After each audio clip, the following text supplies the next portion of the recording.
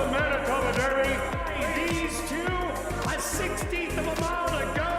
Mano Jara is going to give Henry Witt Jr. his first Manitoba Derby.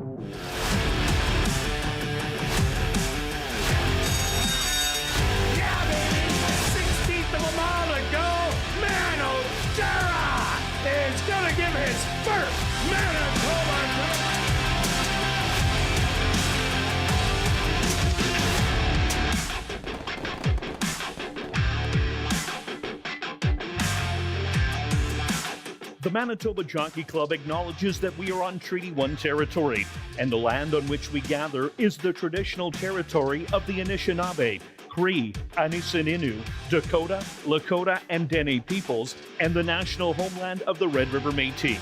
We pay our respects to the First Nations and Métis ancestors of this land. And welcome everybody to ASD Live, brought to you by Manitoba Liquor and Lotteries. Day 23 on the racing calendar. Quick look back at last week's racing action. Who was hot?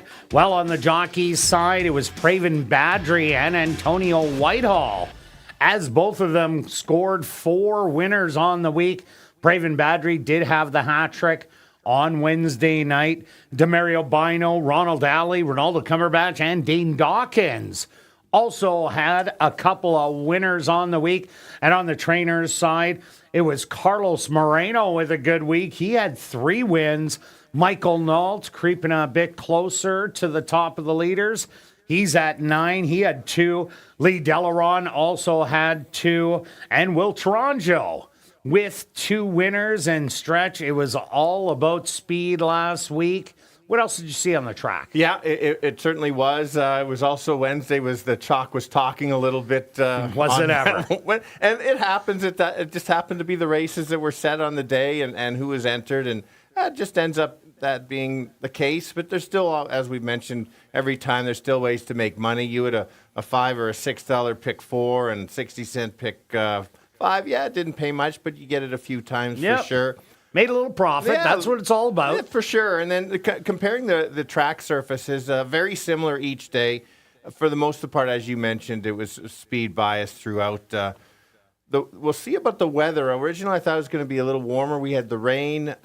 Probably had a bit of moisture in the morning, but we got definitely did. I expect still a fast track for sure. Going from there.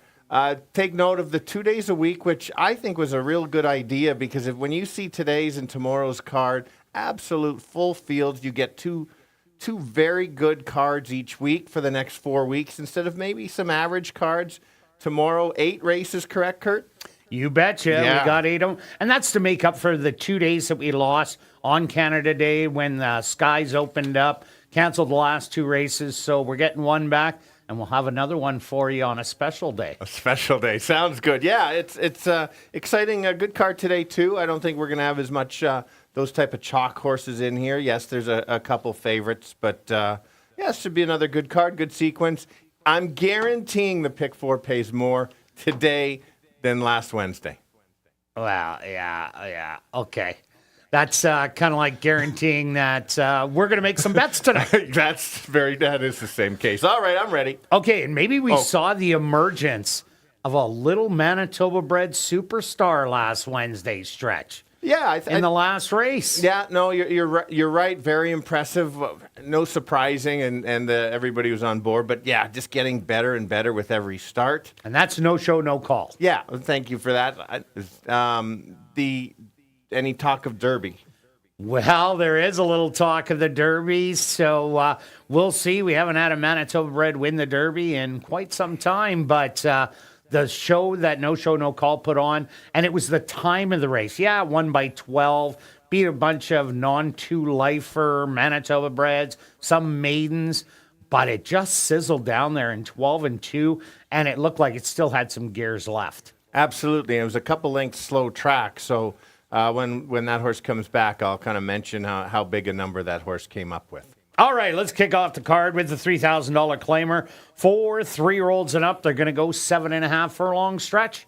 What do you like? All right, yeah, we're going 7.5. For me, the 3 makes a kind of a key drop in class. Has shown speed in all the starts, but against classier speed. And as Kirt mentioned, the classier speed lasts a little bit longer and are tougher to put away. So I think it's for me, it's very straightforward. Try to get the lead and just kind of keep going. So my top selection. Yeah, see, I like the 3 a lot in here because that race, there was 5 horses jockeying for the lead. Those were solid early fractions. And not a count, but a card, did run 6th, but only got beat by 4.5 lengths in the end. Captain Kitten came from about 20 lengths out of it to get that win. So I expect a good showing, but I'm taking a shot on number 6. Can you hear me now? If you look through 1, 2, 3, 4, and 5, they all have early speed. And going the 7.5 furlongs, if they all want to go out, Can You Hear Me Now is going to say, go along and sit on back about 5-6 lengths. Yes, it's coming out of a 5 non-3 lifer, but it seems like this horse is getting better the farther they go. Gets an extra half a furlong. I think that'll bridge the gap here on the class jump into the open 3,000. But I think the horse is going to love the distance and have the speed to run at. Yeah, I do like your call. I just couldn't put it on top, as you called it, in the condition race with the 2 wins. That was the only held me back. But you can't leave the horse out. We both have the 2 as in our top 3. Yes, the horse only beat 2 horses last time out, but did look good. I think if there is that much more pressure, this horse could certainly just sit just off the pace and kind of maybe take over late. Might probably make the first move and then have to hold off the 6. So I think certainly in a contender in here. So I'm 3-2-6. Yeah, the previous race was the one that makes me like this horse. Losing to Willis Chill, who jumped up to the first level allowance. And you can see Willis Chill later on in the card. He absolutely demolished the first level allowance field. So I also have the same order, just a little different order. I'm going to take 6, 3, and 2. Now we're going to carry on to race number 2, an allowance race for fillies and mares 3 and up that our maidens are going to go 6 furlongs. And we're both on the same horse stretch. Yeah. I'm kind of surprised. Yeah, me too, actually. I thought it was actually an evenly... But you thought I was going to pick Daisy as a doozy, didn't you? No, I knew you... You're better than that now. I am. I've learned from you, Stretch. Stop getting beaten every single time and licking my wounds going home in the car. So I continue to be proud of you, Kirt. Anyway, evenly matched race for sure. We did come up with the same horse. And for me, nobody jumped off the page. No, not at all. I just thought this horse had a real good first race, and then second out kind of regressed a little bit. Takes a month off. I like that. Couple workouts coming in. I think if she improves and runs back to her first race, I think certainly can be right there. Yeah, and I like that recent workout, 48-2 half mile. That shows a good sharpness. There is some speed in here, but nothing really dominating. So I think that Lola Lee just might be able to jump out there and control things. I also like number 1, Donna the Devil. This is the one older horse against all the 3-year-olds, it being a 4-year-old. Last time out, ran the Z pattern as it was close up, fell back, then came back on. 4th beaten 4 3/4, doesn't look that great. But the winner won by 4 1/4 lengths, so it's only half a length off a second. Daisy's a doozy, will get bet down as a post-time favorite. This one just might get a dream trip on the inside, and that's why it's my second selection. For sure. So I'll go to the 2, but it's interesting you think the 7 is going to end up being the favorite? I do think it will be. Okay, interesting. Okay, let's go to the 2. Last time out, I thought was a kind of a flat effort, but now gets Lasix. 2-back was a nice effort, and similar, has that workout coming in. I think same kind of nice stalking trip, try to make a late move.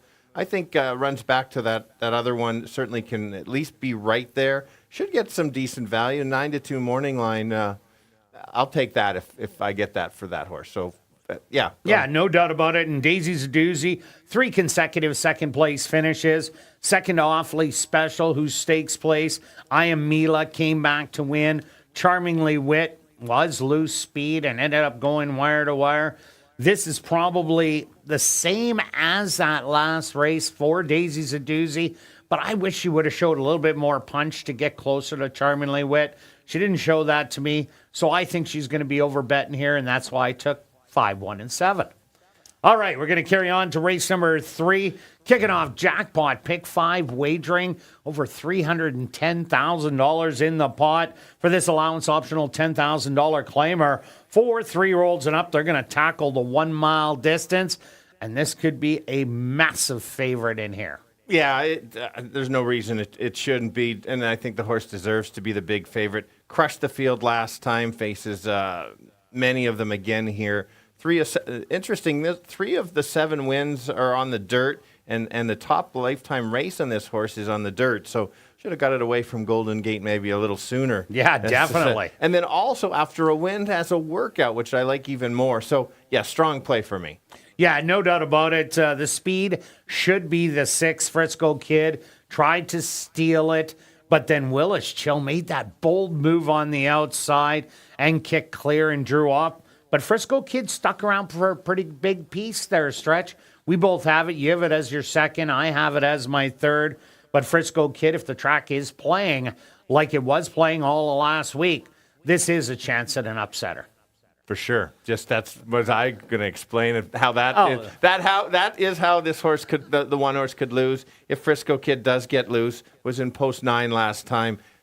Not a lot of chance out there showing it, but if the track is playing the right way, could go gate to wire. Yeah, the other horse I like, number 3, Happy Camper, kind of got a little squeezed out as they came out of the gate, put back to last, and then the horse didn't go inside to the rail, went to the outside, and there was just a big log jam out there. So this horse didn't have the greatest of trips, did make a belated rally down the lane, but I like that it has that start under the belt. I think it's going to move forward after that, so I put it in second. Yeah, and I've included the 5 chasing this horse a little bit, watching the replays.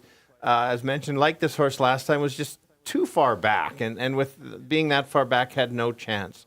I thought if you look at the Golden Gate races, this horse could sit that much closer. I thought last time the horse would sit a little bit closer and kind of runs kind of how it does at Golden Gate. Certainly could be in there for the exactor. But I'll go 1, 6, and 5. Yeah, and out of all the horses finishing, the Calabrese Kid was actually flying down the lane and galloped out really nice. But I'm 1, 3, and 6. Now we're going to carry on to race number 4, a $5,500 claimer for fillies and mares, 3-year-olds and up. They're going to go 5.5 furlong stretch. The 4. Yeah. Liking it twisted, coming right back. Coming right back. So it would have been shocking if we came up with the same, almost impossible. Well, I guess we do. No. We do. It could have happened. It could have happened. I went back and forth on my picks multiple times. I don't know about you. Did you just jump on the 5 on that one? No, I didn't. Oh, okay. I looked a few different ways, but I was trying to liken it to get beat. Yeah, no, that's fair. That's fair. I just decided to go with the kind of the controlling speed. I think we got, again, playing for the speed bias. We'll see how the track plays. Might be a few usual stretch change alerts.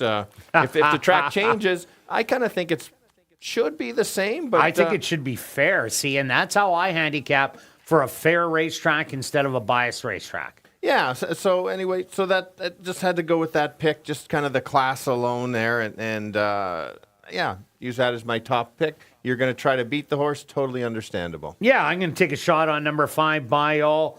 Perfect distance for Bayall is 9 for 11, going 5.5 furlongs with 5 wins, 4 seconds. First time out, an even effort. Needed that one as the tightener. Second time, ran a great race. Unfortunately, had to run into McLean's Bella. And I said about that horse, I was all over it both times that it did run, saying it's a former $10,000 horse. Don't look at it like a $5,000 horse, and crushed them both times. So Bayall ran a much better race, tired late. That was 6 furlongs, cuts back to 5.5. Third start off the layoff. Ching ching time, baby. I'm ready. All right, let's go to the one that's my second pick. Last time she went to the lead, she was just so much the best, no doubt. I like that this horse doesn't need the lead. I like last time was just that much better, is in the claiming game. So obviously this horse, everybody kind of likes. I think this horse can get the right trip. Figures say that she certainly can be there. So anything close to the 5-1, I think you've got to include, or at least in the exactor. And there's no doubt Jared Brown likes the horse. He's claimed it back twice. The other horse I like, number 6, Kim's Texas Bling. Unable to rally last time out. McLean's Bella was way too good. Maybella jumped up the ladder to the first level allowance. Ran a really good second in there. And that was a racetrack that wasn't playing to closers. So Kim's Texas Bling was too far back, made a half little move, and was able to garner third in there. Maybe won't like the 5.5 as much, but is a much better horse than it did show last time out. So I'm expecting a big race today. So that's why I'm 5, 4, and 6. And Georgiano, you're third. Yeah, I backed this horse last time. We both backed this horse last time, I believe. Battled, cuts back in distance, and certainly should stalk. Don't expect on the lead. I was looking for a price horse. 6 was a horse that I almost included. We're going to see how the track plays. So 4-1-3. Yeah, and Georgiano was passed inside the 16 pole. Battled back to grab that win. A horse with a big heart. I'm 5, 4, and 6. Now we're on to race number 5. It's our co-featured event. This is the Derby Trial for 3-year-olds. Going 1 mile. Hard to overlook the probable 1 or 2 to 5 favorite in here, Mr. Phillip. Yeah, I think 1 to 5 could be as low as 220 like the other one yesterday. Could be 1 to 9. Yeah, old 210. So basically, I would think a lot of people that are racing in this race are probably thinking we're probably running for second in here and just pick up a good check. But maybe that's not the right attitude. But if Phillip, You guys are tight. Tight, yeah. Yeah, I thought so. runs close to most of the races on his card. Doesn't even have to run close to the last one. Just even a little bit lower than that. Just crushes this field. Like last time was just so much the best. Got pulled to the lead. Distance, I don't think there will be a problem. The horse has already had a race at Oaklawn Park going a mile. That looked pretty good, too. Not a bad one at Oaklawn against the big 3-year-olds. Exactly. For $200,000. Not a bad race at all. There's not much to add. Anything to add? No, nothing to add at all. Going to be going to the front. Catch me if you can. Another horse I like, number 6, Magnolia Speed. Ran a good second to Mr. Phillip 2 outs ago in the Golden Boy. Then stepped it up to the first level allowance against older horses and ran another big race from just off it. I didn't give the horse enough credit in that field, but ran very game to beat St. Pio and McKeag in a 3-way photo. At the end, the question mark is the mile distance. But with that stalking kind of running that Magnolia Speed does have, maybe Can You Hear Me Running chases Mr. Phillip, Magnolia Speed, Lieutenant Norm. They're probably going to sit beside each other and then try and rally into whatever's left. Yeah, so I decided to go with Norm. I thought that I like the Charters things, uncomfortable trip. I thought that was extremely accurate.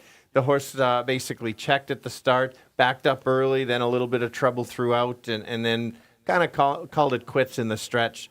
You look back, 2 back was just such a good race. I think if he runs kind of that race, certainly can run for second. Like that he's been around the two turns a couple times. I like that last race looks so awful. Might get a price for second or exactor. Yeah, and the other horse I like, and you do, number 5, Diamond Concerto, has a couple of races going around 2 turns, ran against Exacting. Wasn't going to beat Exacting in there. Came back in that allowance non-2 against Lieutenant Norm. And then just came up a little bit short in there. Last time out, though, ran a big race against Vegas Playboy, an older horse. And ran only beaten by 3/4 of a length.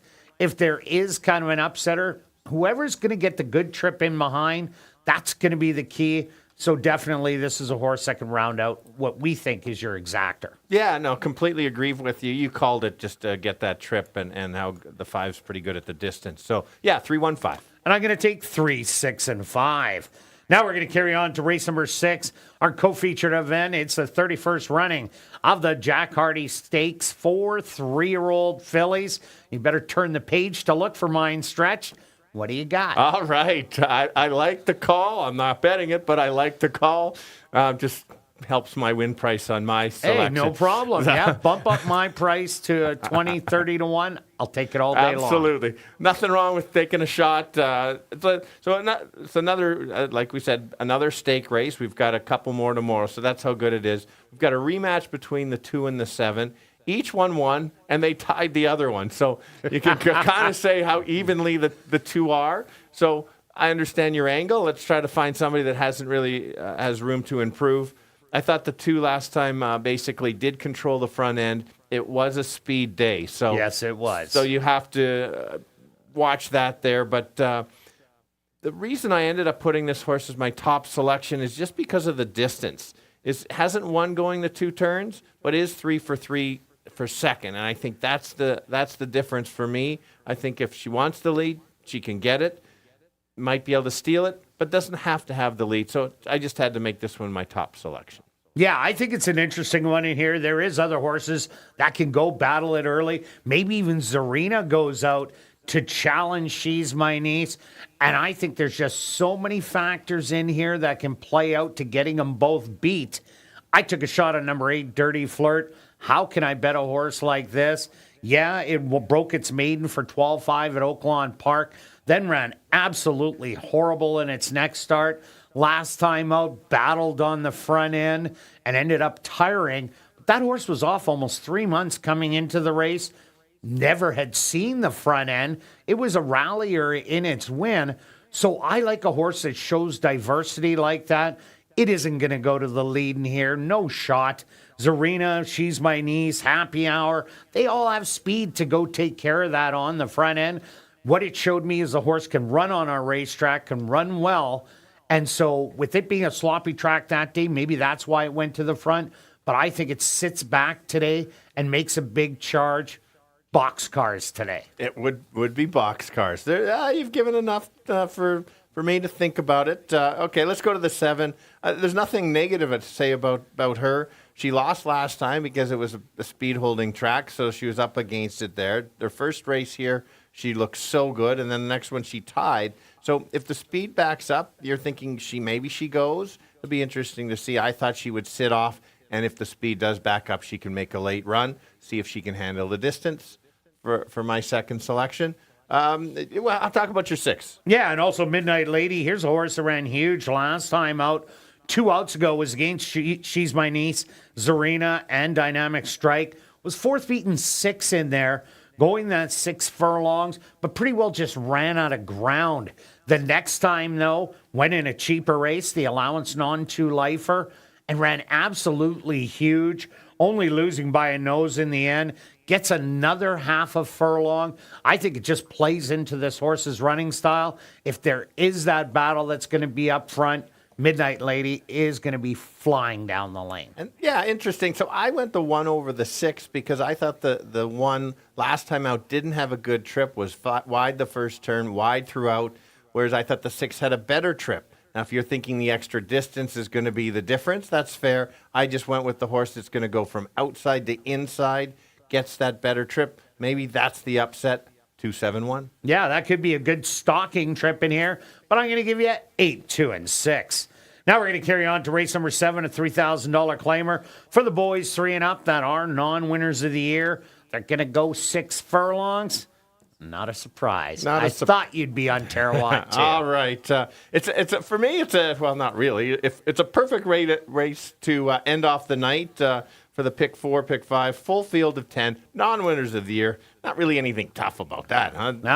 No, pretty simple. But let's go to the 6. I had a feeling you might go on this horse. You've kind of talked me onto this one a bit. Makes that slight drop in class against a couple droppers that actually belonged at a higher level. Did have 2 wins last year. I like that. This horse can show that speed or stalk. I think the horse can just sit on the outside and run almost evenly and kind of take over as the other ones kind of back up.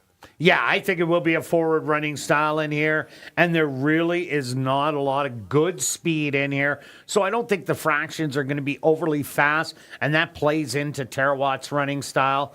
Trying to go to the front. If you're going to give me the front, I'm going to take it, and then just slow down the fractions, and I think a big shot to wire them. Okay, let's go to the 1, Will the real Caribou show up? I don't know. That's the question. Hasn't shown up this yet.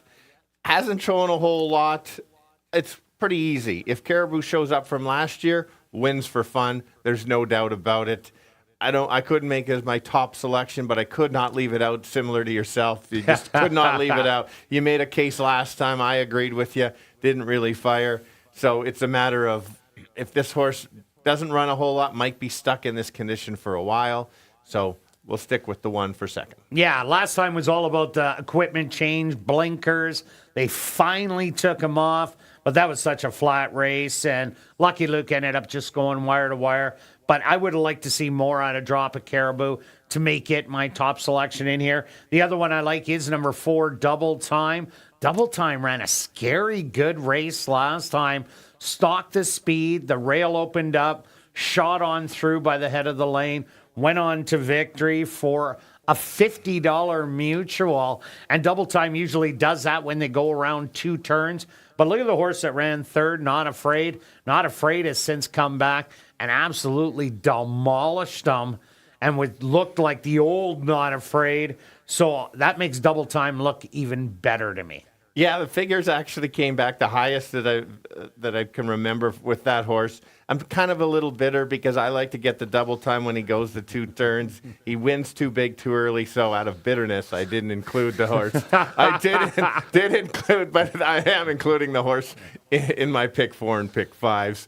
So I did include the 9. Kind of makes a drop after the 1 start. The key, yes, this horse likes to go 2 turns, but if you look last year, had a 5 furlong and ran a nice race going at the 5 furlongs. So if a few of them battle and this horse is so lightly raced this year, maybe kind of pick up the pieces. We'll see how the track kind of plays out.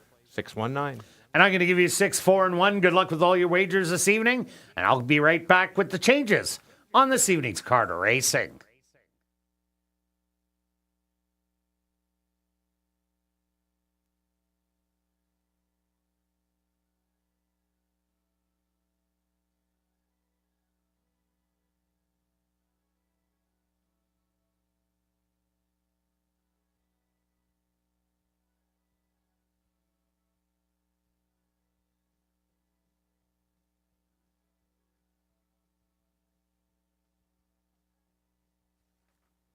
And if everybody can get their pens and programs ready, here are the changes on this evening's 7-race Carter Racing. Turning your programs to race number 1, there are no changes. Now turning your programs to race number 2, just a few overweights. Now turning your programs to race number 3, kicking off Jackpot Pick 5 wagering, the carryover just over $310,000, and there are no changes. Now turning your programs to race number 4, the Helen and Douglas Waring 60th anniversary race, kicking off $50,000 guaranteed pick 4 wagering, just the lone overweight. Now turning your programs to race number 5, our co-featured event, the 30th running of the Derby Trial, just the lone overweight. Now turning your programs to race number 6, our other co-featured event, the 31st running of the Jack Hardy Stakes, number 3, Au Pair, correct the weight to 119 pounds, 2 over at 121. Number 8, Dirty Flirt, correct the weight to 119, 3 pounds over at 122. Now turning your programs to race number 7, our VIP Fan of the Night race. There are no changes. Well, it's turned out to be an absolute gorgeous evening for racing here in Winnipeg. All right, Stretch, the race is on. Winning. Yeah, but look at the snug hold I have. Yeah, well, that's the finish line. You should have let the horse out. No, it's not there yet. All right. I think you're going to be catching a few bugs along the way, though. I don't know. Okay, under mostly cloudy skies, it looks pretty sunny to me, but 23 degrees Celsius, or 73 degrees Fahrenheit, a light wind out of the north-northwest at 24 kilometers an hour or 15 miles an hour. And the track is listed as fast, a fast racetrack for this evening's 7-race card of racing. We're going to kick it off right here in race number 1 that goes to post in 17 minutes.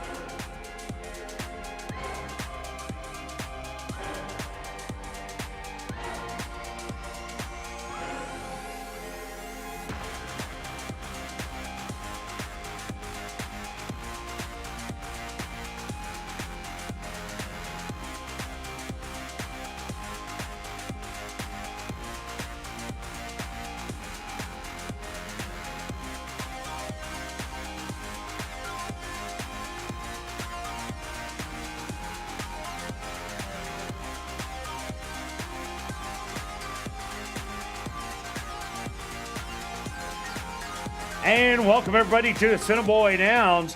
Be sure to enter your name for a chance to be our VIP Fan of the Night. Ballots are available in the lobby. If your name is picked, you're going to get the VIP treatment, including a $25 wagering voucher. You're going to get an ASD t-shirt.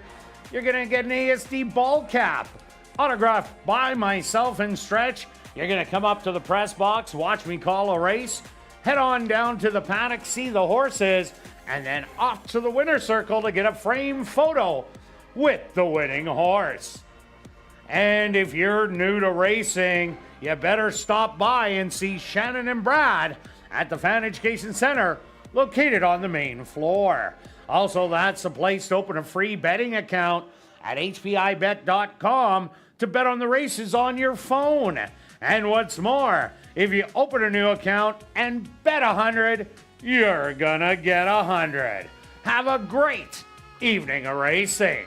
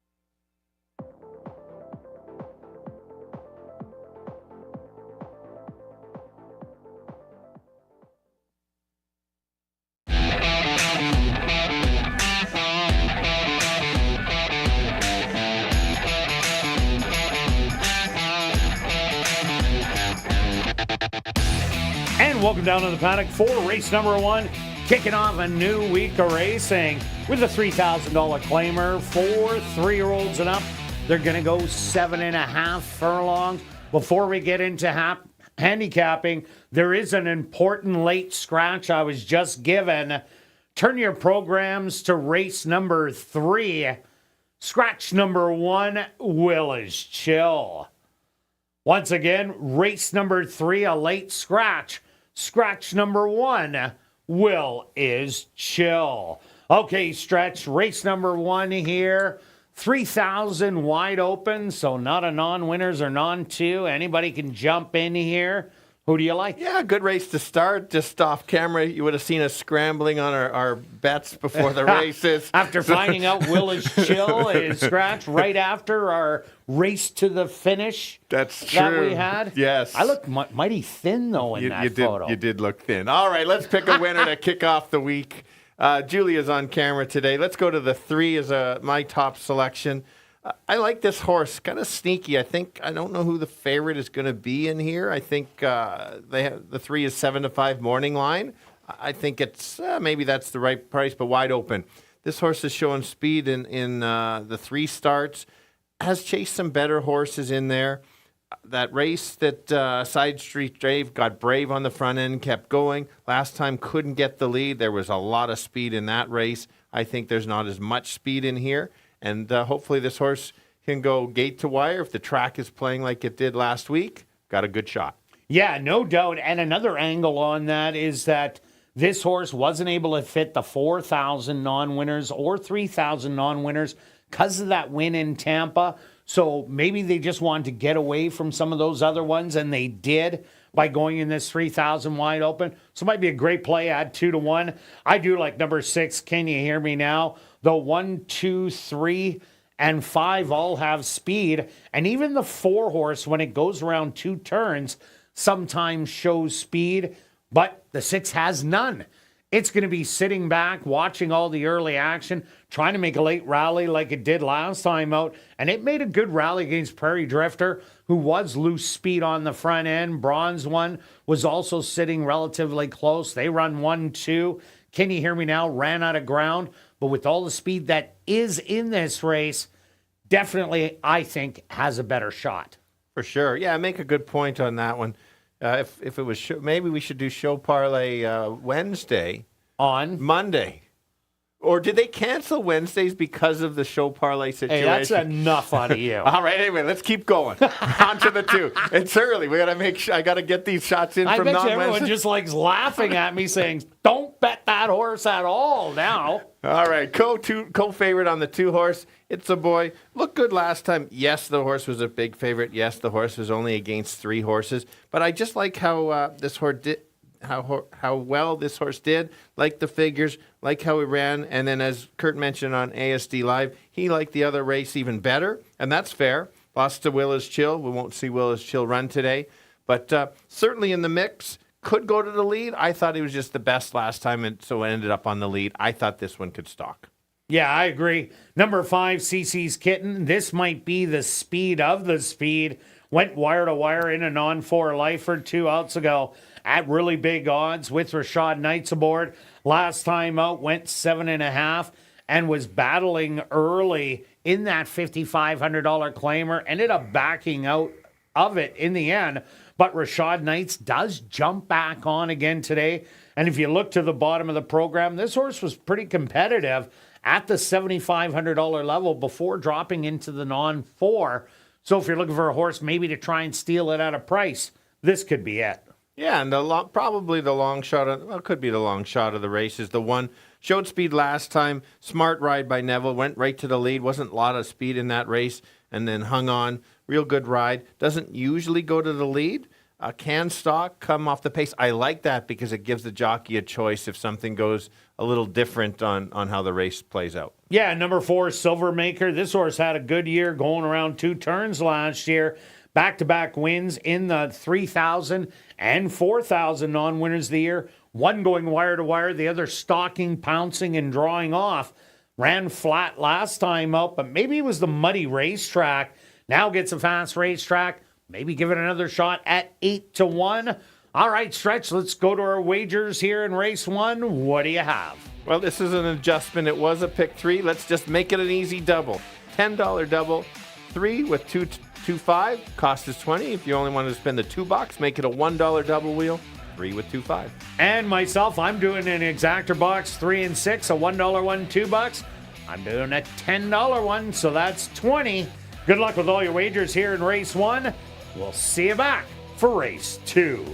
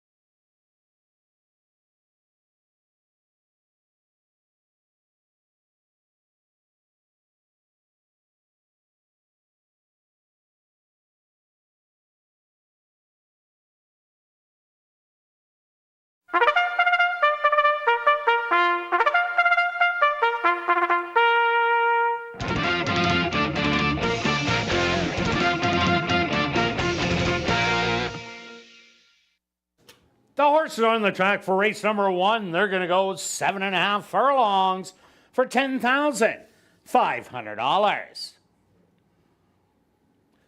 Number 1 is Smart Call, owned by Henry Witt Jr., trained by Lee Delaron with Neville Stevenson. Number 2, It's a Boy, owned by Sanderson Stables, trained by Bruce Sanderson with Antonio Whitehall. Number 3 is Not a Cat But a Card, owned by Larry Liebrick, Ron Phelps, and Deb Buffalo, trained by Marvin Buffalo with Ronaldo Cumberbatch. Number 4 is Silver Maker, owned by Glenn Miller, Manny Miaderos, and Dean Wozniak, trained by Jim Donnelly with Javaniel Patterson. Number 5 is Cece's Kitten, owned by Black Diamond Stable, trained by Tom Gardapi Jr. with Rashad Knights. Rounding out the field is number 6, Can You Hear Me Now, owned by Marco DeFonte, trained by Devin Gittins with Demario Bino. Rolling double and early pick 3 wagering. They'll go to post in approximately 3 minutes.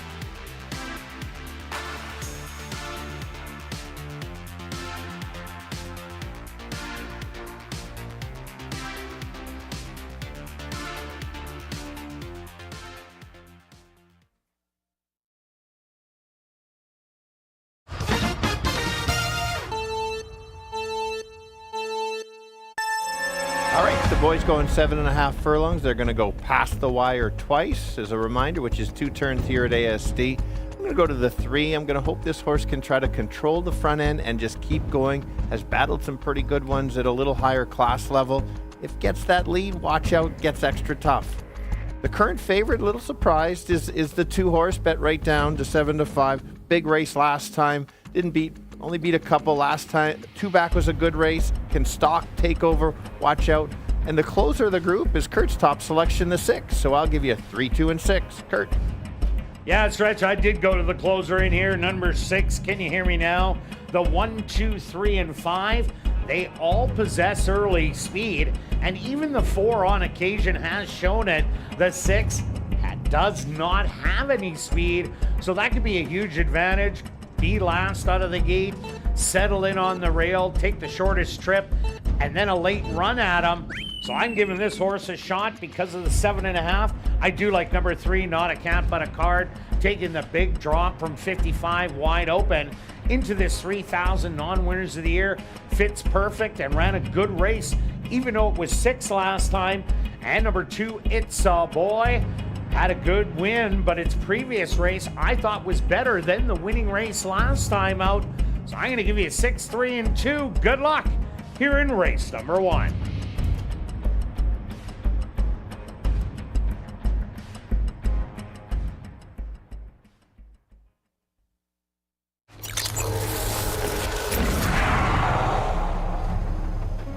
It's now 2 minutes to post time at ASD.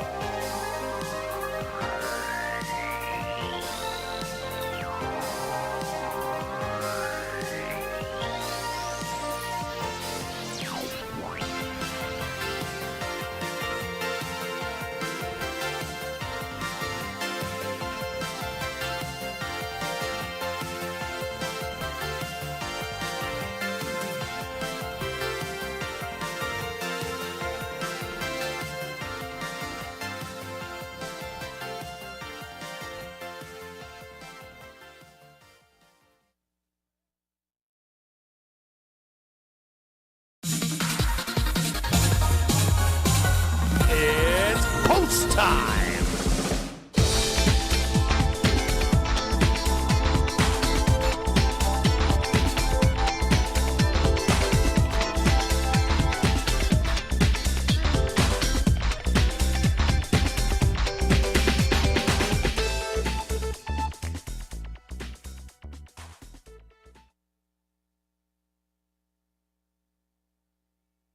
Smart call, the first one to step up and in the starting gate. It's a boy. The current favorite at 3-2 goes in. Not a cat, but a card also is in.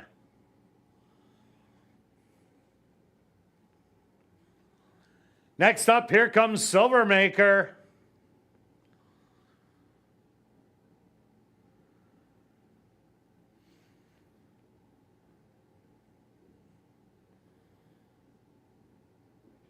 Now just 2 left to load. CC's Kitten.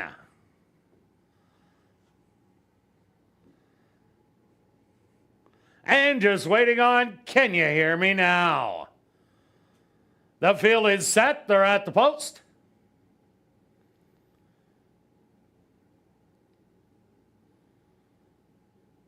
And they're off. From the far outside, CC's Kitten launched the early lead and is going to get it as they pass the grandstand for the first time. Can You Hear Me Now? Also, unusually up close early in second. Smart Call hugging the rail in third. Not a cat but a card back in fourth. Then it's going to be Silver Maker, and it's a boy. The early trailer is about 6 off of it. 24-3. A relatively quick opening quarter, and it's CC's Kitten and Can You Hear Me Now? Battling it out on the rail. Smart Call is going to be looking for room soon. Not a cat but a card patiently on the outside in fourth. It's a boy moving up, and now the trailer is a Silver Maker. The half 49-2, and CC's Kitten still with the lead. An all-out drive by Can You Hear Me Now in second. Not a cat by a card, 4 wide, and it's a boy 5 wide. They hit the head of the lane, and CC's Kitten has opened up the advantage now to 4. And CC's Kitten seems to be cruising at the 16th pole. This is CC's Kitten.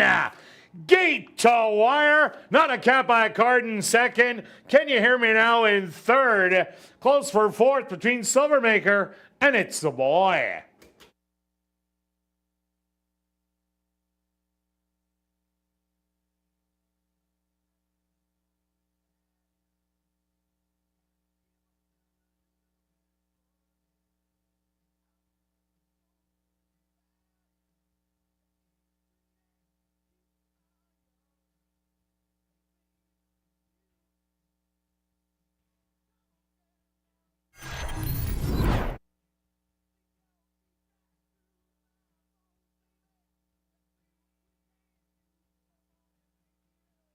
The Stewards are posted number 5, CC's Kitten. As your race winner. Second goes to number 3, Not a Cat But a Card. Third to number 6, Can You Hear Me Now? And fourth to number 4, Silver Maker. They went the opening quarter 24-3, the half 49-2. 6 furlongs, 115. 7 furlongs, 128-3. Time for the 7.5 furlongs, 135-3.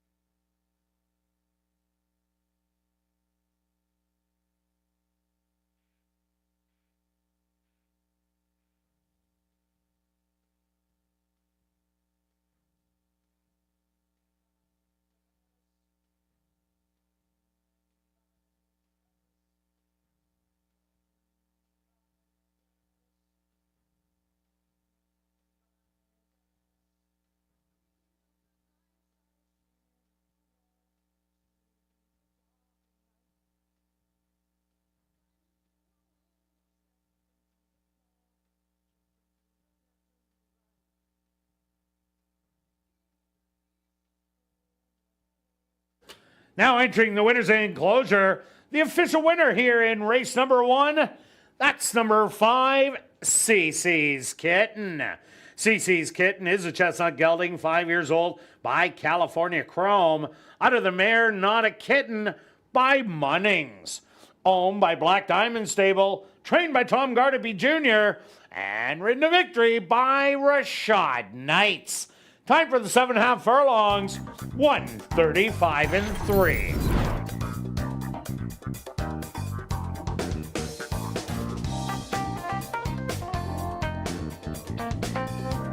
Race 1 is official in the upcoming second race. There are no changes. Rolling doubles. And another pick 3. Here in race number 2, they'll go to post in 17 minutes.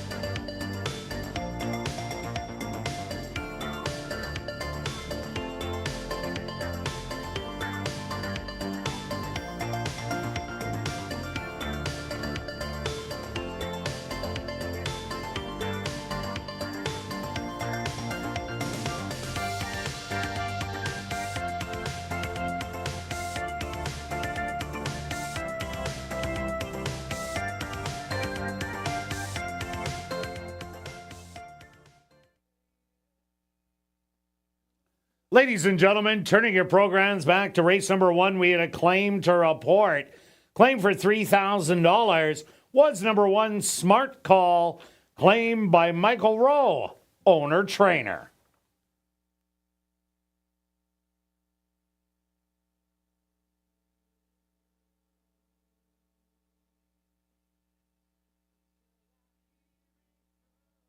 Assiniboia Downs has introduced a new 50-50 draw that will take place each and every night. The jackpot is currently at $1,120 and growing.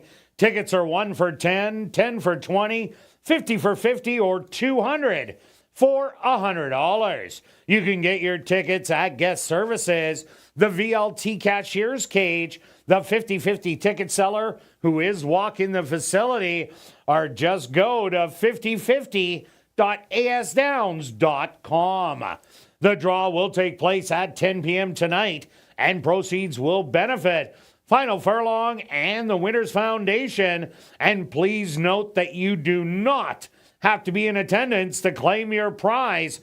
Check our website at asdowns.com for the winning number.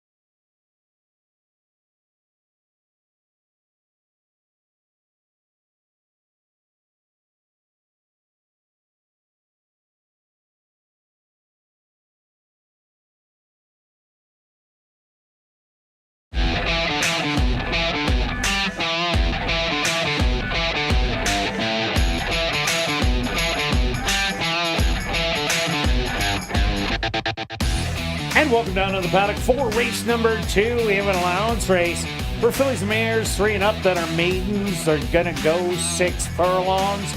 Let's take a quick look back at race number 1, Stretch. Well, hard to say whether it is playing to speed or not, because the only closer battled on the lead with the eventual winner, CC's Kitten. So it's just tough to judge, for me at least, after that first race. Yeah, that's fair. You mentioned that maybe the 5 could go to the lead, and sure enough, he did.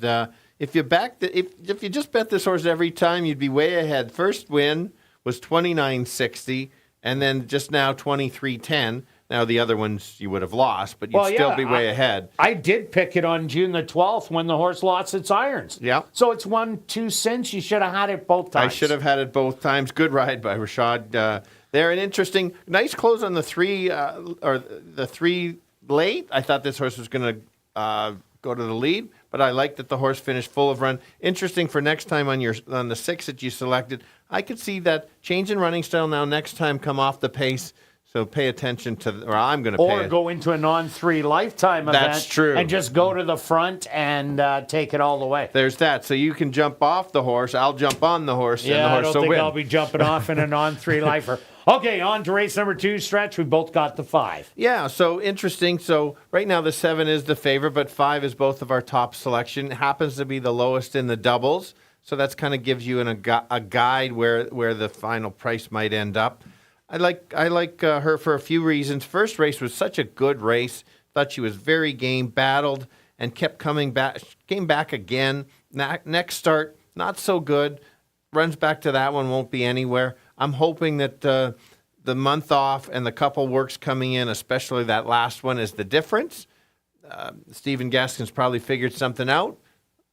3, I don't know. We'll see if we can get 3-1, but is my still top selection. Yeah, mine too. Let me talk about the first-time starter, number 4, Not True. The dad, Nonios, had 3 wins from 6 furlongs to a mile and a 16th, 450,000 plus in earnings. The mom, True Attraction, 4 wins, 91,000 in earnings. and she was all about just sprinting, not much on the siblings, as this is a first foal, but does have a couple of sharp works, and especially the last one, 5 furlongs, 1-1-4 out of the gate. That does fit with these ones in here. So this could be a little bit of a long shot.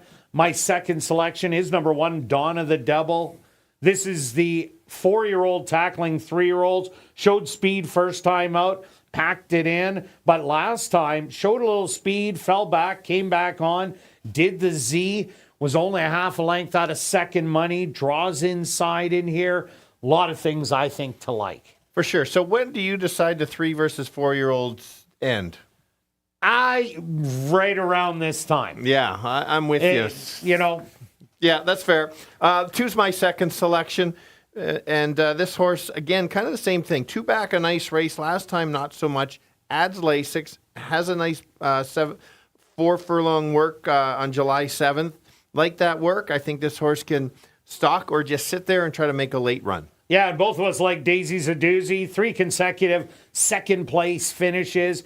Is sitting on a win, and this could be the kind of a race, but we'll need a pace battle up front for Daisy's a doozy's off the pace running style. For sure. The 6 I liked last time. Too many times. Way too many times. Wasn't very good last time. Races 2 and 3 back. Put this horse in the mix. It's going to be depending on what tree hugger we get. Has a workout since. And is the closer, one of the closers. And the 3, Press On Baby, ran second to a big favorite in Awareness Autism. Does jump up a couple notches here to the maiden allowance, but this is not the strongest maiden allowance field.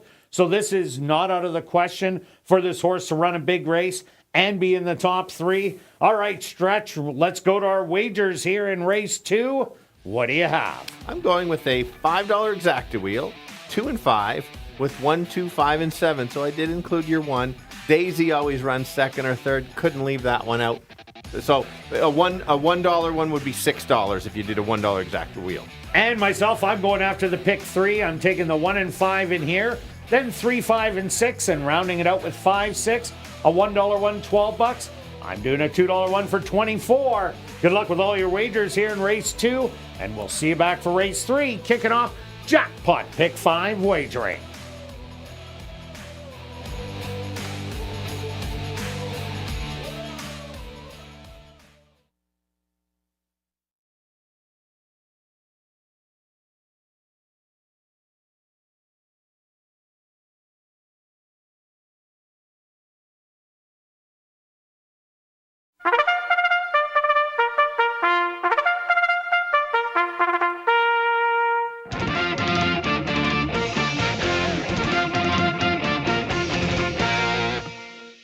The horse on the track for race number 2.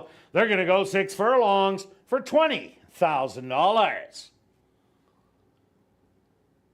Number 1 is Dawn of the Devil, owned by Don Gallant, trained by Carl Anderson with Dane Dawkins. Number 2 is Mystery Dance, owned by Stella Racing, trained by Stephen Gaskin with Javanil Patterson. Number 3 is Press On Baby, owned by Henry Wood Jr., trained by Lee Delaron with Sachin Paris. Number 4 is Not True, owned and trained by Marion Johnston with Siobhan Bell.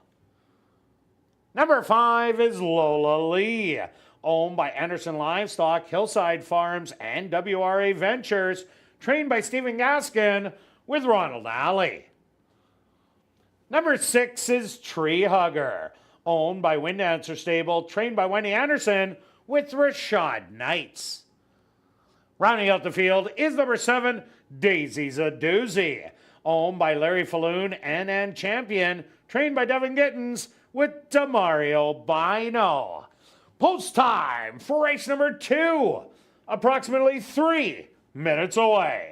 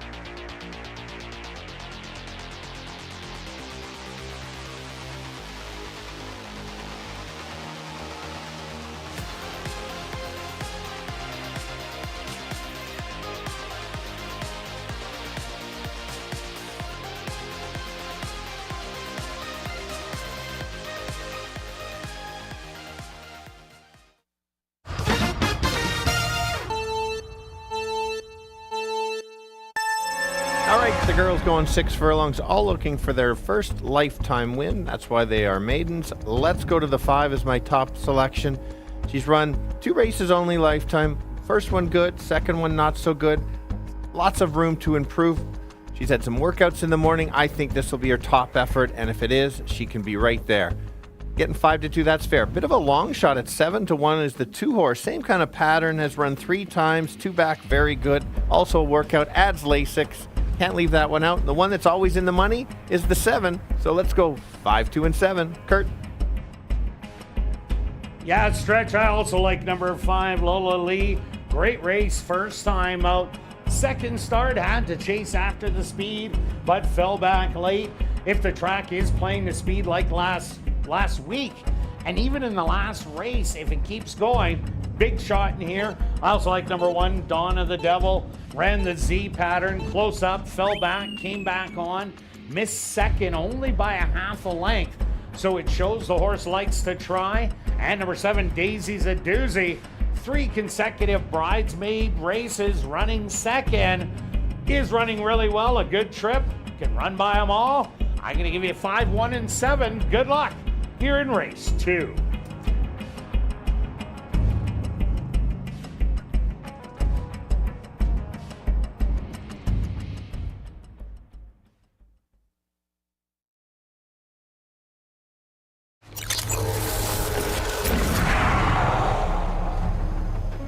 It's now 2 minutes to post time at ASD.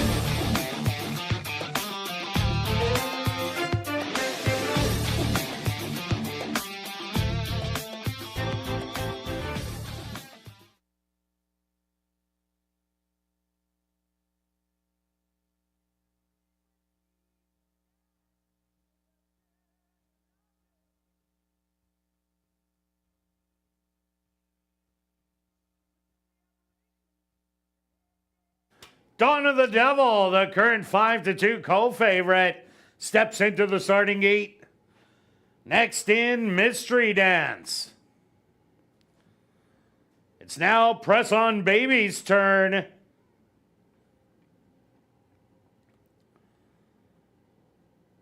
The first time starter, Not True, steps up and in.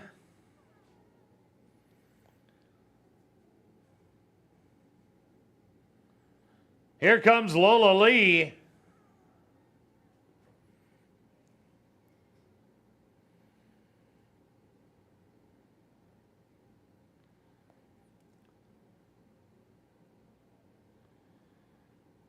Lola Lee's going to get a little extra help from the gate crew.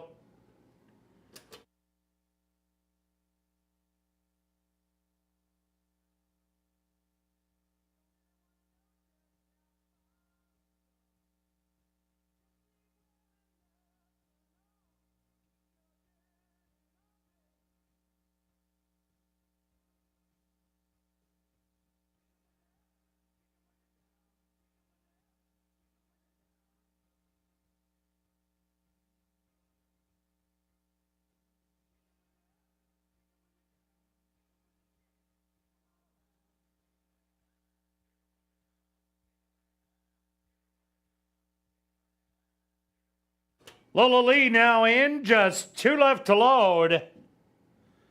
Tree Hugger.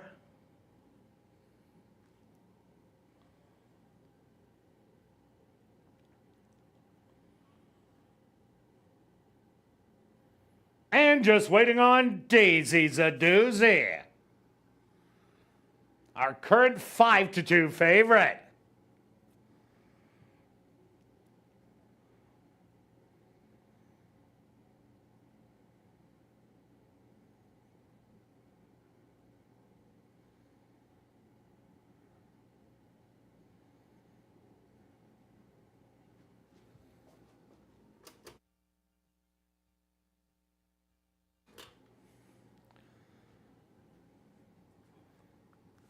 She's now in. They're at the post.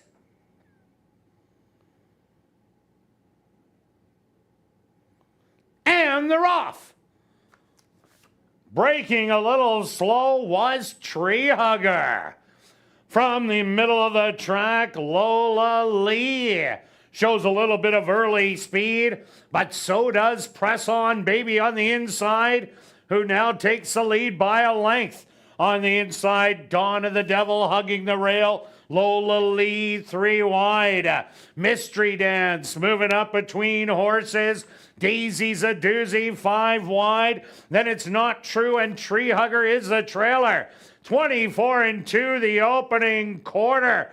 And on the inside, Mystery Dance has the advantage only by a head. Daisy's a doozy with a bold move 4 wide. Now pokes a nose in front. In between horses, Lola Lee, 48-1 the half mile. They hit the head of the lane. And Daisy's a doozy is pouring it on from here with the lead by 2. A late rally on the far outside by Dawn of the Devil. A 16th of a mile to go. Daisy's a doozy. Dawn of the Devil gets up and grabs a win. Daisy's a doozy, second best. Third's going to go to Mystery Dance. And fourth to Press On Baby.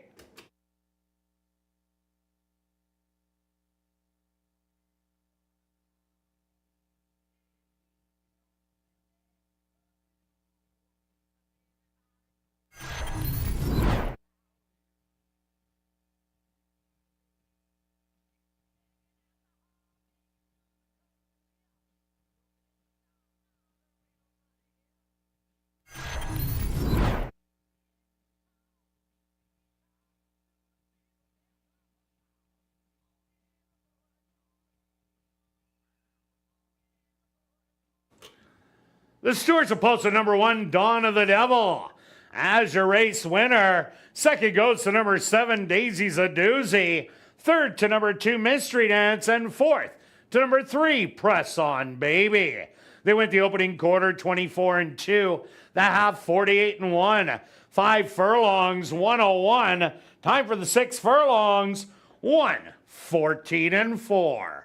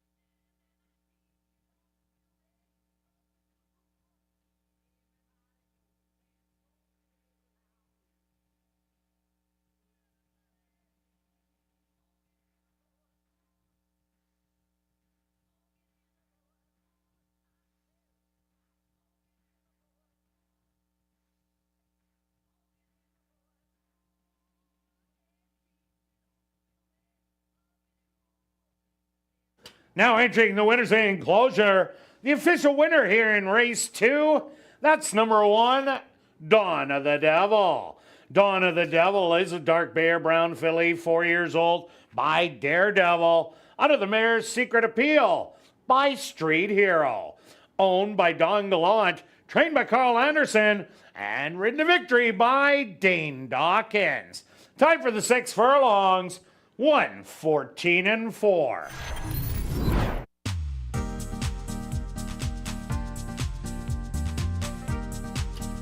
Race 2 is official in the upcoming 3rd race. Kicking off Jackpot Pick 5 wagering. Scratch number 1, Willis Chill. We'll carry on with the rest of the changes in this evening's Pick 5. There's no changes in race 4 or race 5. Turning your programs to race number 6. Number 3, Au Pair. Correct the weight to 119 pounds. Number 8, Dirty Flirt. Also correct the weight to 119 pounds. And there's no changes in race number 7. Jackpot Pick 5 wagering kicks off here in race number 3.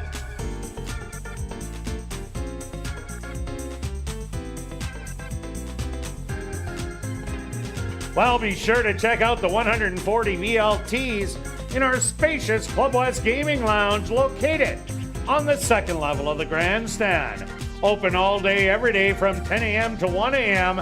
And tonight and every race night, we will be drawing for $500 cash at 11:30 p.m. in the VLT Lounge during Crazy Hour.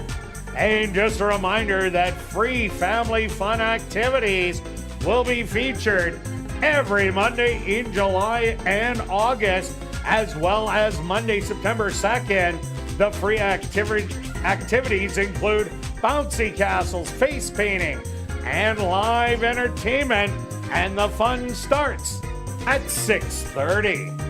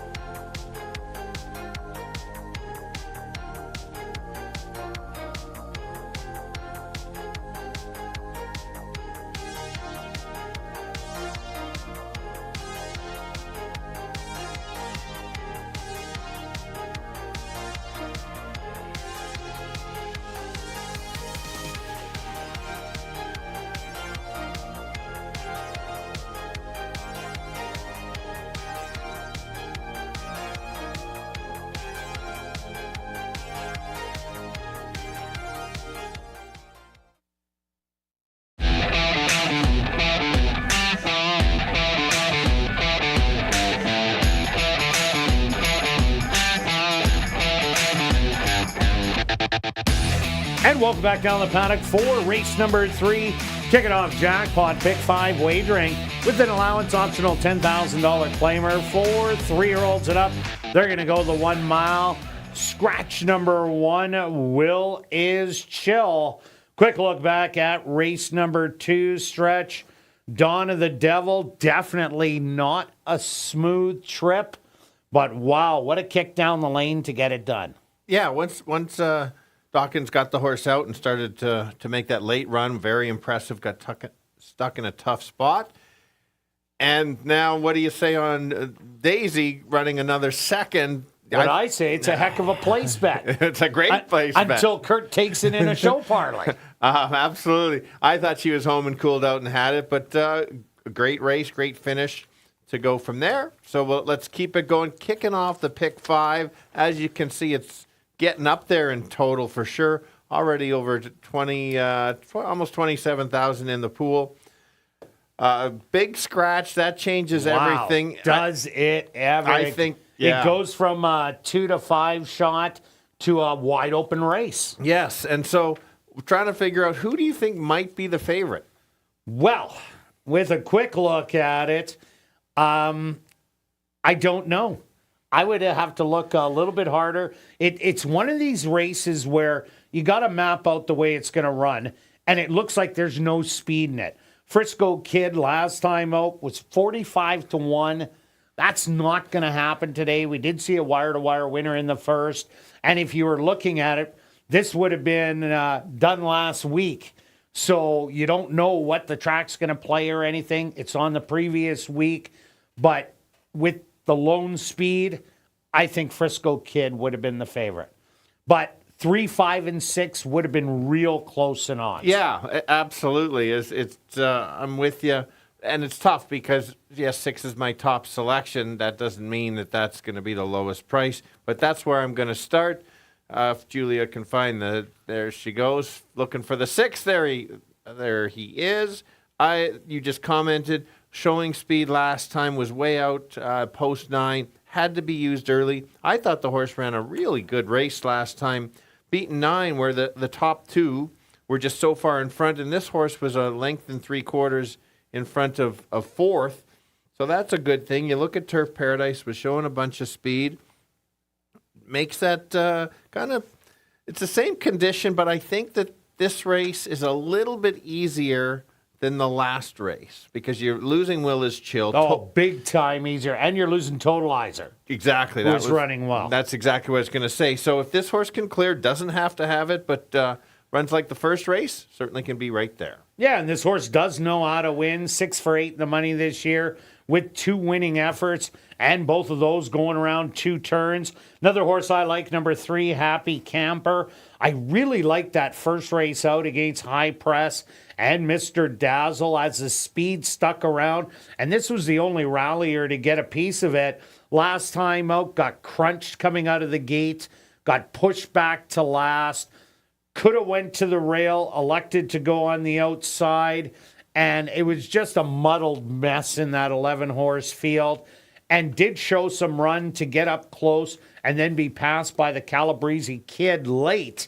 But I like Happy Camper making its only 3rd start of the year. I think this one will move forward off that last race. For sure. I'm with you. The 5 was, I used this horse in the money last time trying to get there because of the race 2 back. Made a nice run.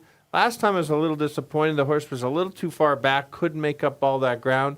I'm a little unsure. Are they going to go to the lead? Are they going to sit back? Because if you look at the Golden Gate races, this horse has gone to the lead and has been pretty tough on the lead.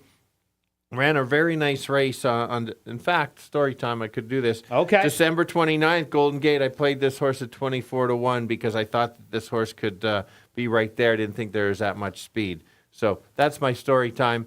We had a few minutes. Well, I hope you bet place and not win. I did bet place. I bet the horse across the board that day. And has a workout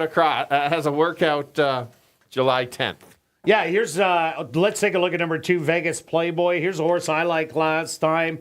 Braven Badry jumped aboard. There was a lot of speed in that race, and I thought a rallier would be able to get a piece of it. And Vegas Playboy came on the far outside with that big late rush and got up to win by 3/4 of a length. I think this is a tougher field than that allowance non-2 lifer. But this horse really has not run a bad race because 2 outs ago got beat by Magnificent Mario, who came back to win the first level allowance, and No Show, No Call came back to win 2 races after that, and the second more convincing than the first.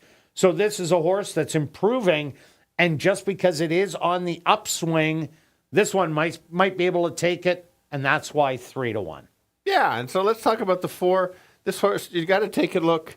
Yes, hasn't been in the money last couple years, but just look at who he's been running against, the best of the best on the grounds. Makes that drop-in class. I think it was time to make the drop-in class. Only 1 start this year. I remember when this horse has wanted some big odds early on on his I was career. in Phoenix last year when this horse did it, or 2 years ago. 2 years ago, pardon yeah, me, 2 in years. 2022. Lit up the tote board. I think it was about $70 on the board with a front-running wire-to-wire stop. Yes, absolutely. So you got to figure out where this horse belongs. At least it's not racing like you look at all those horses. This horse has run over the last year a bit. This horse would though all those winners and second place horses would be probably 1-9 or at least $3. That like Brody's Streak, Explosive, Warriors Map. You think you'd get $3 on those horses? Well, you could tout somebody else, and then I could get 3. Okay. But yeah, they would all be 1-9 shots. All right, let's go to our wagers here in race 3. Pick 5 time. Almost 345,000, just over that in the pool stretch. I don't know if we're going to get it with us having a key. Yeah, and so we did adjust right before we put our bets because of the scratch. Well, so sometimes you got to do that. you got to adjust. This is horse racing. You got to adjust. That's what it's all about. That's okay. I like that the scratch was early, so then you could make the adjust. So that's so important. Really appreciate that they figured that out and made the call instead of waited. All that said, 20-cent pick 5. Only spent $21.60. 3, 5, and 6 in here with 1, 3, 4. You might want to do that because Kirt forgot about the 1 and 3. Key the 3, 2, 7 with a bunch in the last. You could, if you want to spend a little bit more, I could have just hit the all button, but we'll leave it at that. Yeah, and myself, I'm also 3, 5, 6 in here. Then 4, 5, 6, 7. King Mr. Phillip. Then 2, 6, 7, and 8. And rounding it out with 1, 4, 6, and 9. My ticket, $38.40. Good luck with all your wagers here in race 3. And we'll see you back for race 4. Kicking off $50,000 guaranteed. Pick 4 wagering.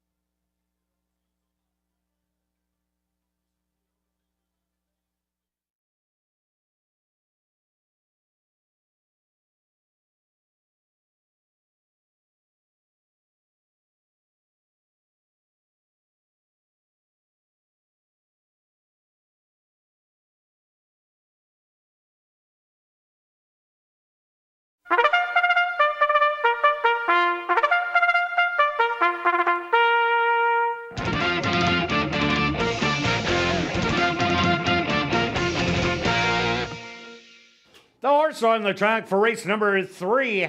They're going to go 1 mile for $16,500.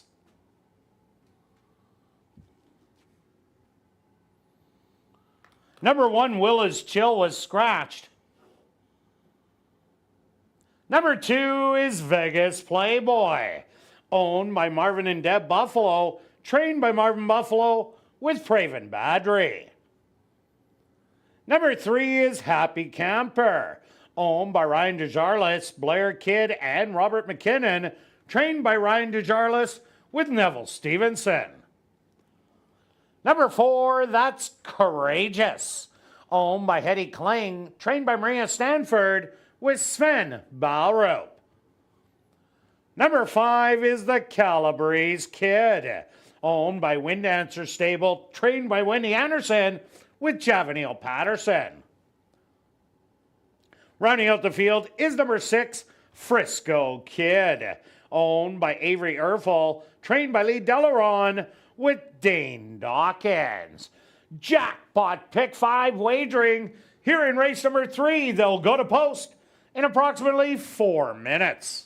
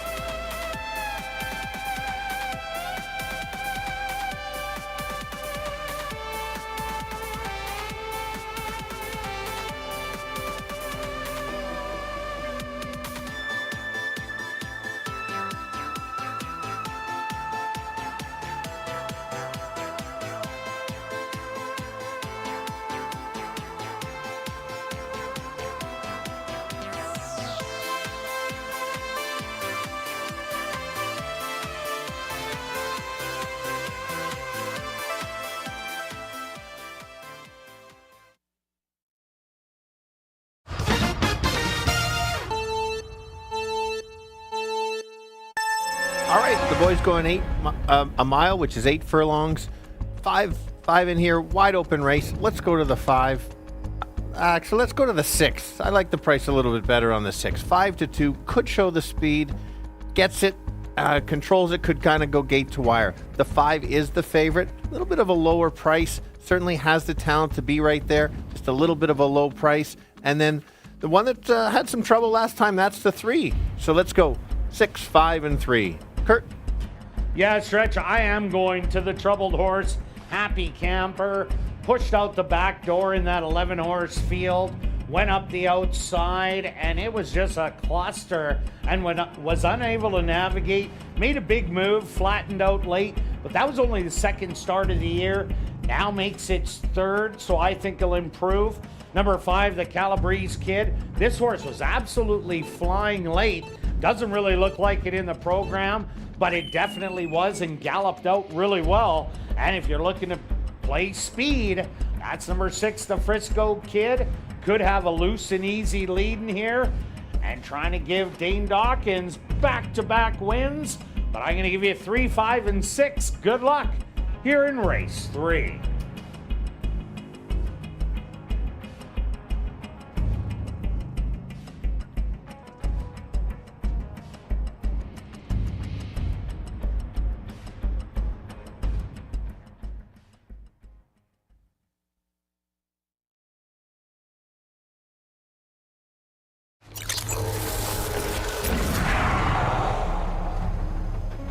It's now 2 minutes to post time at ASD.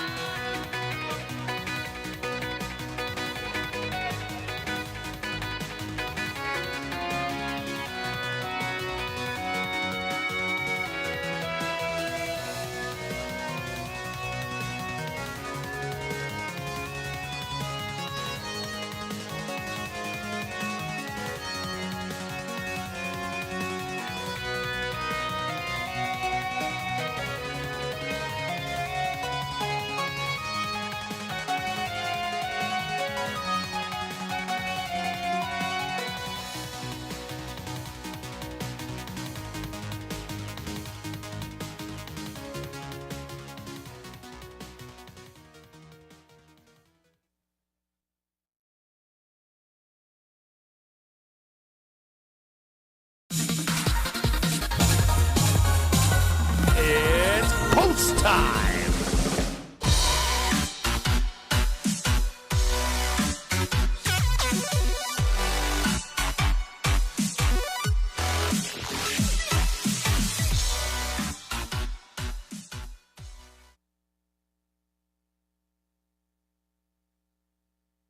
Vegas Playboy, the first into the starting gate. Next in, Happy Camper. Here comes Courageous to the middle. Just 2 left to load. The Calabrese Kid, the current 6-5 favorite. And now just waiting on Frisco Kid.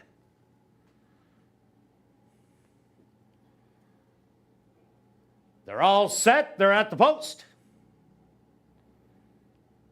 And they're off. From the inside, Vegas Playboy. Away well in between horses, Courageous. Showing a little bit of speed and is going to be the leader passing the grandstand. In between horses, the Calabrese Kid, the Frisco Kid, 3 wide today. 2 more back to Happy Camper. And now Vegas Playboy, the early trailer. 24-3, the opening quarter. And Courageous is still the leader by 3/4 of a length. Calabrese Kid in between horses. Frisco Kid. 3 wide, now looking Courageous in the eye. Happy Camper moving outside with a lot of horse. And the trailer now, Vegas Playboy, only 3 lengths front to back. The half 49-1. Courageous, and now 3 wide. Happy Camper and Vegas Playboy. They're moving as a tandem from last and second last. 4 across the track. Courageous on the inside. Frisco Kid in between, Happy Camper. And on the far outside, Vegas Playboy. 3/4, 114-3. They hit the head of the lane. And Courageous still loving it on the lead. Frisco Kid and Happy Camper and Vegas Playboy. A 16th of a mile to go. And Frisco Kid runs a huge one and gets the win. Very close for second and third between Happy Camper and the Calabrese Kid. 4th to Vegas Playboy.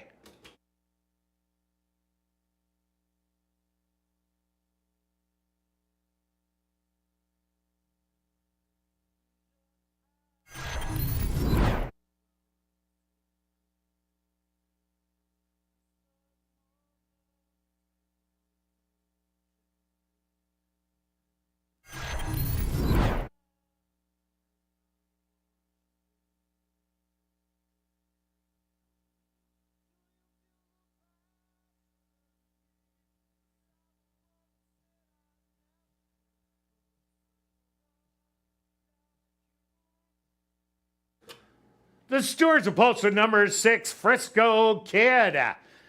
As your race winner, a photograph has been called to determine the place and show positions.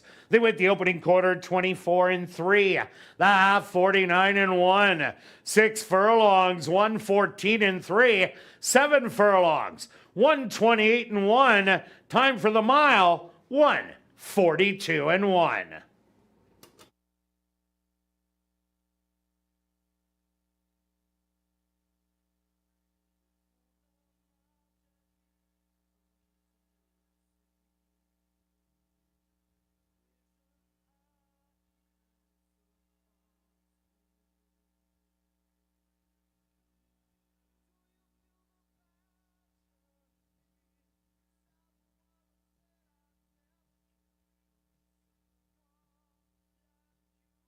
Results of the photo show number 3, Happy Camper finishing second.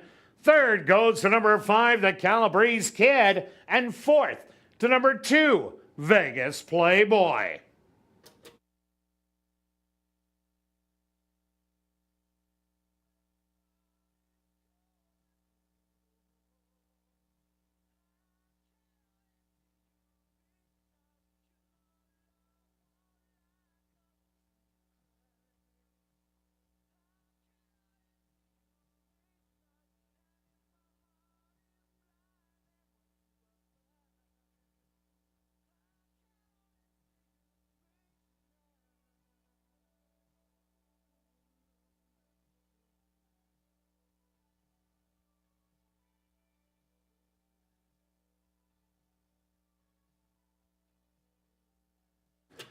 And now in the winner's enclosure, the unofficial winner here in race number 3, that's number 6, Frisco Kid.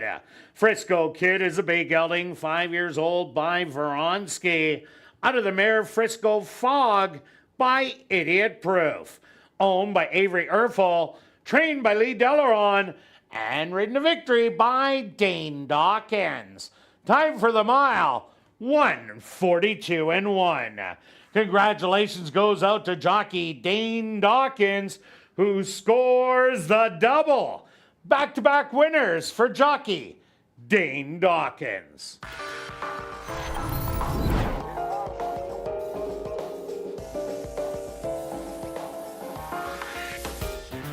Race 3 is official in the upcoming 4th race.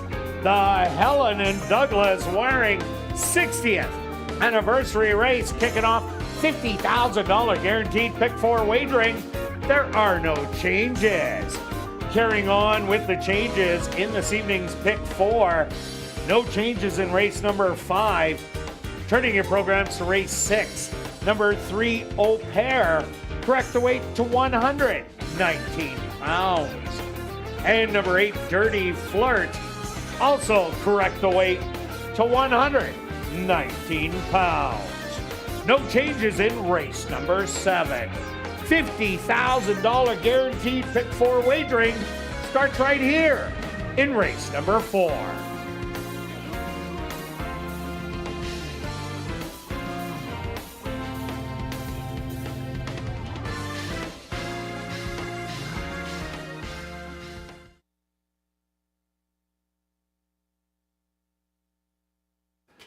And ladies and gentlemen, we've drawn our VIP Fan of the Night. Congratulations goes out to Veronica Ruiz. That's Veronica Ruiz. Congratulations. You are our VIP Fan of the Night. Please report to guest services on the main floor, South End.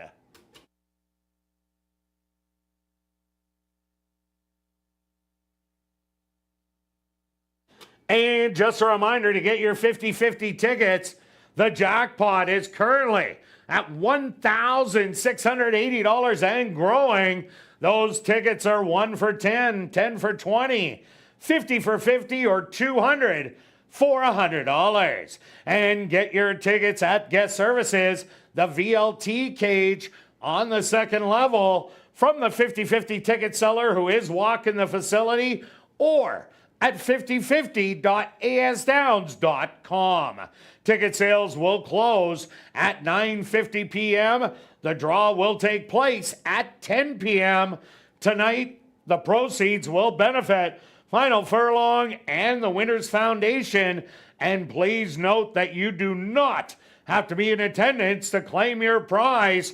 Check our website at asdowns.com for the winning number.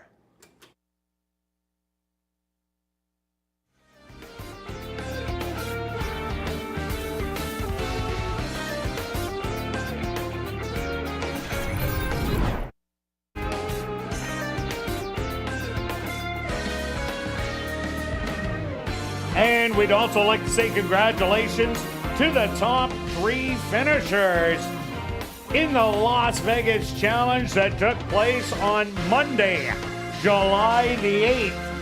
In 3rd place, Stan Hillman, bankrolled $49.60. And if he would have threw in a $5 bill, would have took it all. But he's going to get himself $250 in 2nd place. Mackenzie Stewin, bankrolled $53.50. A loony, $1 would have been a winner, but we'll take home $500 cash. And taking 1st place, that was Brittany Jotensen with a bankroll of $54.30 and taking home a prize of $35 plus a trophy. We'd like to thank everybody who joined us in the Las Vegas Horse Player Challenge and to join us for the next one in August.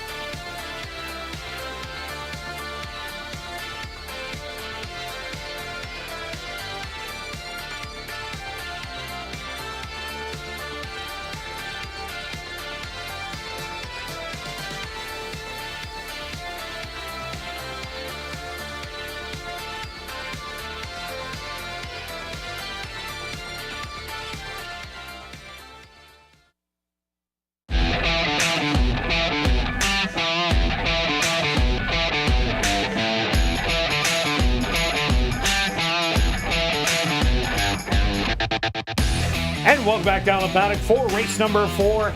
Kicking off $50,000 guaranteed pick 4 wagering with the $5,500 claimer for fillies and mares, 3-year-olds and up.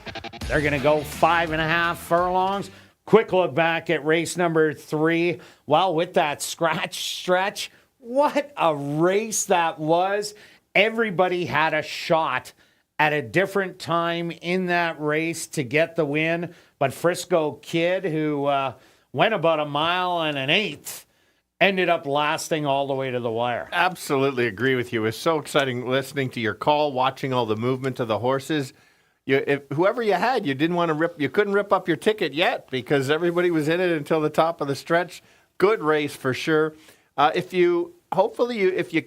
told the scratcher early. Hopefully you scratched it before, because if you didn't cancel your pick 5 ticket and you keyed the 1 or used the 1, you would have got, unfortunately, the 5. Ran a nice race, but you get the post-time favorite. So it's important, especially, it's so easy to do, especially if you're online or even at the buying tickets. Just rush back. Well, you didn't even have to rush back. We mentioned it in the first race, so you could have changed it. Anyway. Well, especially if you're sitting at home because your phone's in your hand, but you just need to know about the scratch. But we told it, met several times, trying to help everybody out. Okay, on to race number 4, pick 4 time stretch. How are we going to get this first leg? This is, it's wide open. You can see that we've got five of the 7 horses in here. I ended up going to the 4 horses, my top selection. I thought that this horse could be the most speed in here. Battle, there is other speed, as you mentioned, Kirt. I don't disagree with you there. I just think that the class might just take over. Ran a real nice race last time. Good figures. It was a speed holding day, but you downplay it a little bit. But you can't just say just because it was speed, that's why the horse won. You just look back at some of the races running at Tampa, some pretty good racing there too. Yeah, even though it was a compact field of 5, it was a good field of 5. Maybella went up and ran second. Kim's Texas Bling was coming off a win in the previous start, so that wasn't easy. But I'm going with number 5, By All. This is a horse who absolutely loves the 5.5 furlongs. 9 for 11 in the money. Yes, first time out this year, ran a flat race, but everybody had starts under their belt, and By All didn't against Liking It Twisted. The comeback race was much better with McLean's Bella in there, who had won her previous race. And she won that one. She is a solid $10,000 claimer, and I expect her to be in the first level allowance next time she does run. By All, getting better with each start, and I think today's the day. Yeah, my second selection is the one big last time, did drop to the non-4. That's still a pretty good condition. Was back for 7,500 here at ASD. The horse has been claimed 4 times in the last, looks like 5 or 6 races. Jared Brown claims the horse back. Always a real good sign. Horse doesn't have to have the lead. Last time was just the best and went to the lead. When this horse sits off, gets that duel, could make that late run and win it. Yeah, another one to take a look at. Number 6, Kim's Texas Bling. First time out, did not disappoint as it ran past Miss Z late down the lane to get the win. The comeback race, Liking It Twisted, did win that race. But as Stretch said, that was a day that Speed was doing really well on the racetrack, and the horse was 10 lengths off of it. Last time out, again, made a good rally. Not a great one, but it was the competition of McLean's Bella and Maybella. They were just too tough in there. I think this is a little easier than that last race. So watch for Kim's Texas Bling to rally real late. Yeah, I'll give you that. I'll go to the 3 back this last time. Went the distance, thought the horse would go to the lead, got the lead, battled back to win the race. Yes, easier condition. This horse just can win races. Hasn't won at the distance, but I just think this horse is in the right spot to be right there. 7-1 morning line. I think you're going to get at least that. Yeah, also look at number 7, Load Abroad. Ran second at Kate's Princess, who won 2 races since that. Last time out, maybe it was a sloppy track. The horse didn't like it. Showed a little bit of speed, but not much. Expected to show more speed today and fits really well in this race. as the longest shot on the board. For sure, and the 2-horse, not a good race last time. The other ones this so far here at ASD, pretty good, has a win already here. Can stalk, can go to the lead. It certainly belongs at this level. It's just if she runs her race, that puts her right there. All right, let's go to our wagers here in race 4. Pick 4 time stretch. What do you have? 1 ticket, 2 tickets? Or did you take all the spots? I have 1 ticket. Oh, you only took one? I only took 1 ticket. Wow. And that is actually a $1 pick 4 ticket. I'm not that confident. A $1 pick 4. 1, 3, 4 with 3, with 2, 7, with 1, 2, 4, 6, 7, 8, 9. And that's $42. Nah, you should have hit the all button. I should have. I'm going to take 4, 5, 6 in here. Then I'm also keying the 3. Then 2, 6, 8. Ended off with 1, 4, 6. $27. Good luck with all your wagers here in race 4. And we'll see you back for race number 5, the Derby Trial.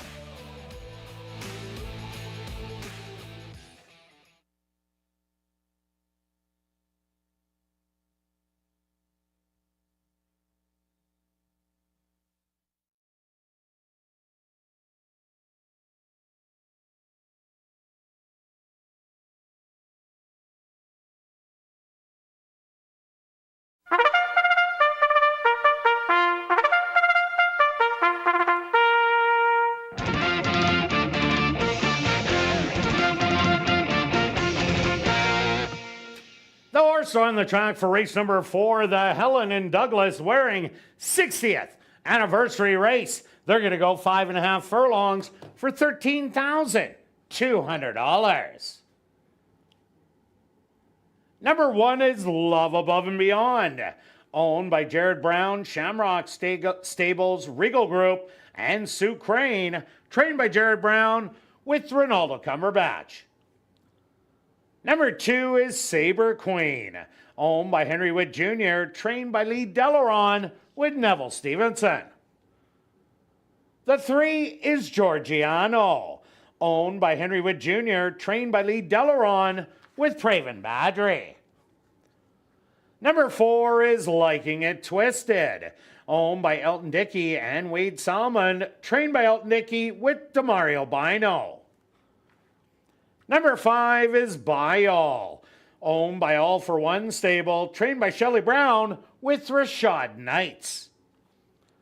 Number 6 is Kim's Texas Bling, owned and trained by Courtney Ross with Antonio Whitehall. Rounding out the field is number 7, Load Abroad, owned by Racing Lake Stable, trained by Dale Zuizliak with Dario Dalrymple. The Helen and Douglas Waring 60th anniversary race here in race number 4. They'll go to post in approximately 3 minutes.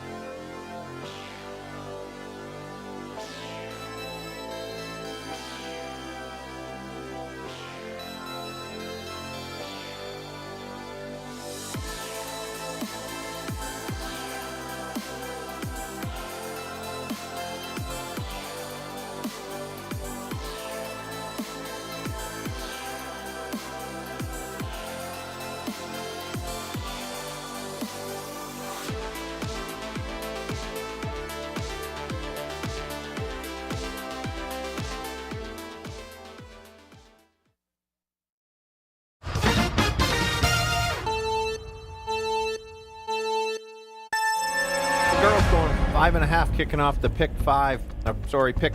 Should be a big pool today. Tough to get today, I think. Let's start with the 4. Don't like the price. Maybe the most likely winner, but I think you need a few more. Big race last time.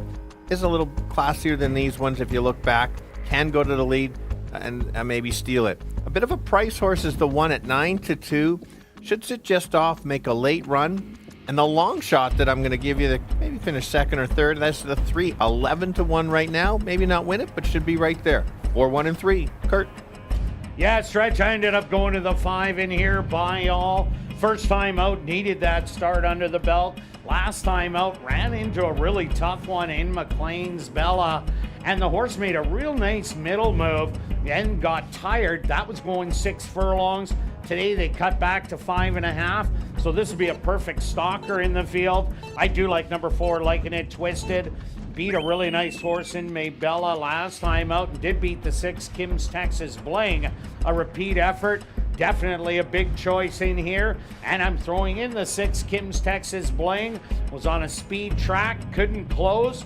They're closing on it today. So I'm going to give you a 5, 4, and 6. Good luck here in race 4.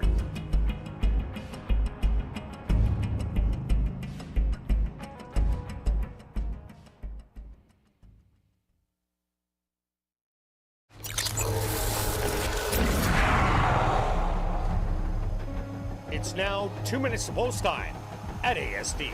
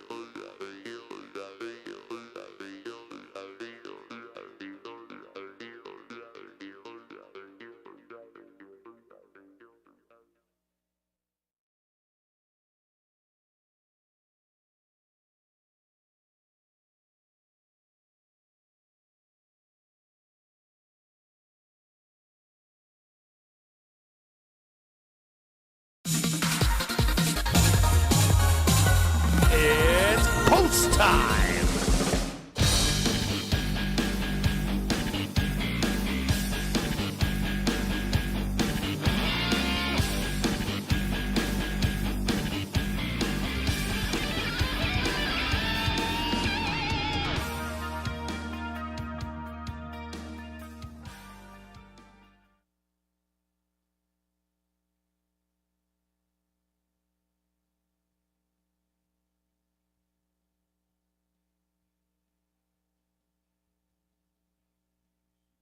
Love Above and Beyond leads the field into the gates.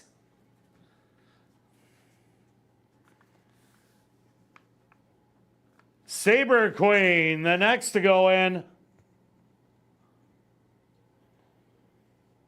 It's now Georgiano's turn. The 6-5 favorite, Liking It Twisted, walks up and in. Here comes By Y'all. Just 2 left to load. Kim's Texas Bling.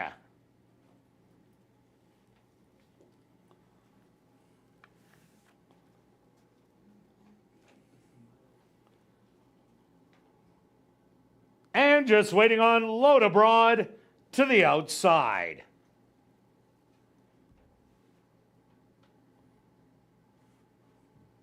They're at the post. And they're off. Quickly from the inside, Love Above and Beyond. Flashing some early speed, but on the outside, Liking It Twisted. Also right out there, and will take the lead by a length. Settled back in second, Love Above and Beyond. Saber Queen in between horses. Georgiano is 3 wide, moving up now. By Y'all has got up to second. The early trailer, Kim's Texas Bling. The opening quarter, 23-4. Liking It Twisted is loving it on the front end, still with a length advantage. To the far outside, that's Load Abroad on the rail. Love Above and Beyond, they hit the head of the lane. They have 47 seconds. And on the far outside, Load Abroad with all the late step. Load Abroad is just pulling away with a 16th of a mile to go. A late rally from Kim's Texas Bling, but Load Abroad wins by 3. Kim's Texas Bling in second, very close for third between Love Above and Beyond and Liking It Twisted.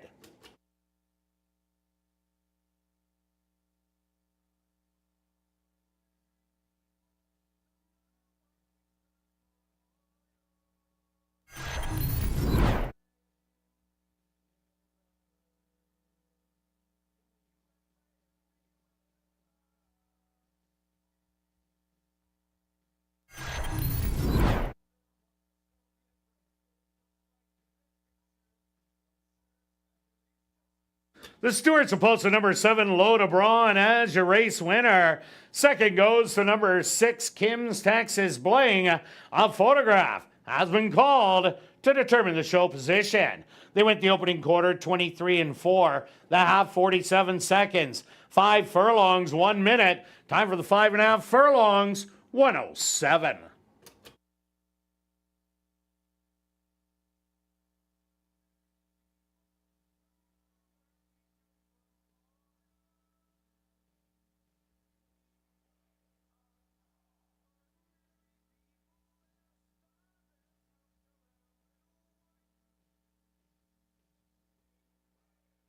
Results of the photo show number 4, Liking It Twisted. Finishing third. Fourth goes to number 1, Love Above and Beyond.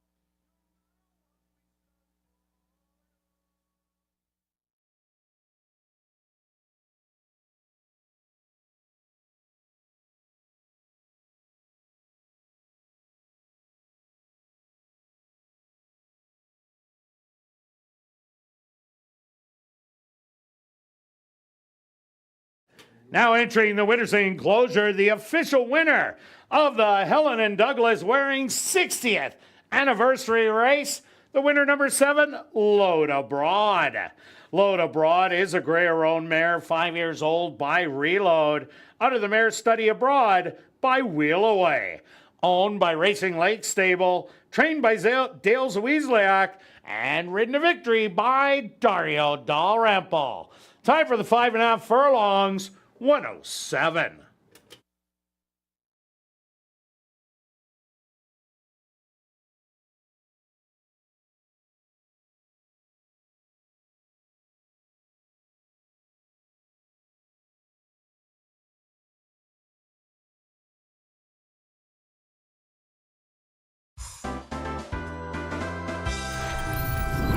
Race 4 is official in the upcoming 5th race. There are no changes. Our co-featured event, the 30th running of the Derby Trial. They'll go to post in 15 minutes. While the second Manitoba Night Market and Festival of the Summer will take place Sunday, July 21st from 3 to 11. 15 food trucks, over 100 local vendors, a tattoo pop-up, live bands, and fun for the kids. Admission only $7. 5 and under are free. Go to asdowns.com for more information. And please take note that we have modified our racing schedule, and we will not be having live racing on Wednesday, July 17th, Wednesday, July 24th, Wednesday, July 31st, or Wednesday, August the 7th. We have added dates in September, and our race meet will now end on Tuesday, September 24th. You can see our revised schedule at asdowns.com.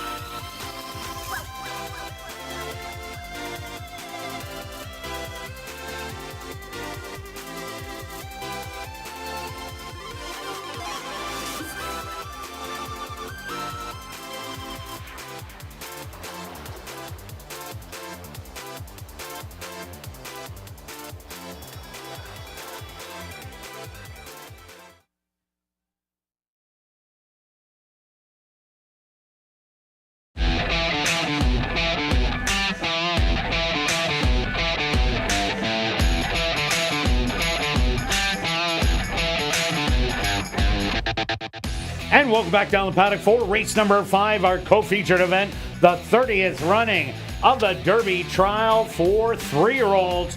They're going to go 1 mile. Let's take a quick look back at race number 4.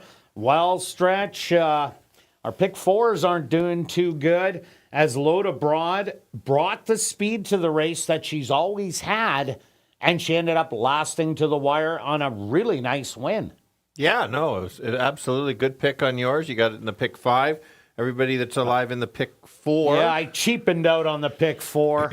Thanks for the support. Nice pool, over 85,000. Excellent. The tickets will be way down. I'm going to blame my wife. She's hiding her purse now. So you couldn't add that extra money Yeah, for sure. You know, Good 27. race. It was cheap today. Okay, nobody doubted the price that was coming on the 3-horse in this race. Sometimes it's, I don't know if you could. I guess you can try to beat the 3 in here. Well, but, you can. And he has just looked so good. I'm looking forward to watching him run to see how good he is. Going the 2 turns first time at ASD. He's run a nice race at Oaklawn, going a mile against some real nice other 3-year-olds. Anything of those last 3 or 4 races make him very tough to beat.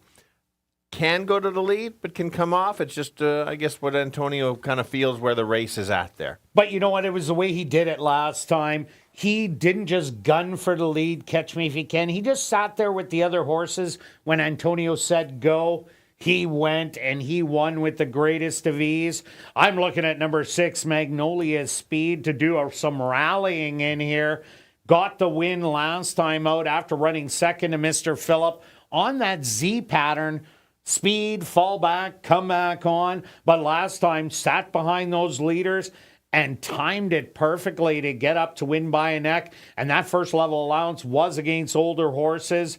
Now gets a little more distance of 1 mile. Not really proven at it, but this horse is yet to run a bad race. Absolutely. I went to the rail horse. Odds are kind of irrelevant in here because there's so much money on the 3, but you could say the third choice in betting is on the 1. 2 back, very nice race. Beat the older in there. Ran a nice race last time out. Didn't have a clean trip. Kind of was checked back, made a small move, and then kind of just kind of called it quits in the lane after such a tough trip. Raced against the older.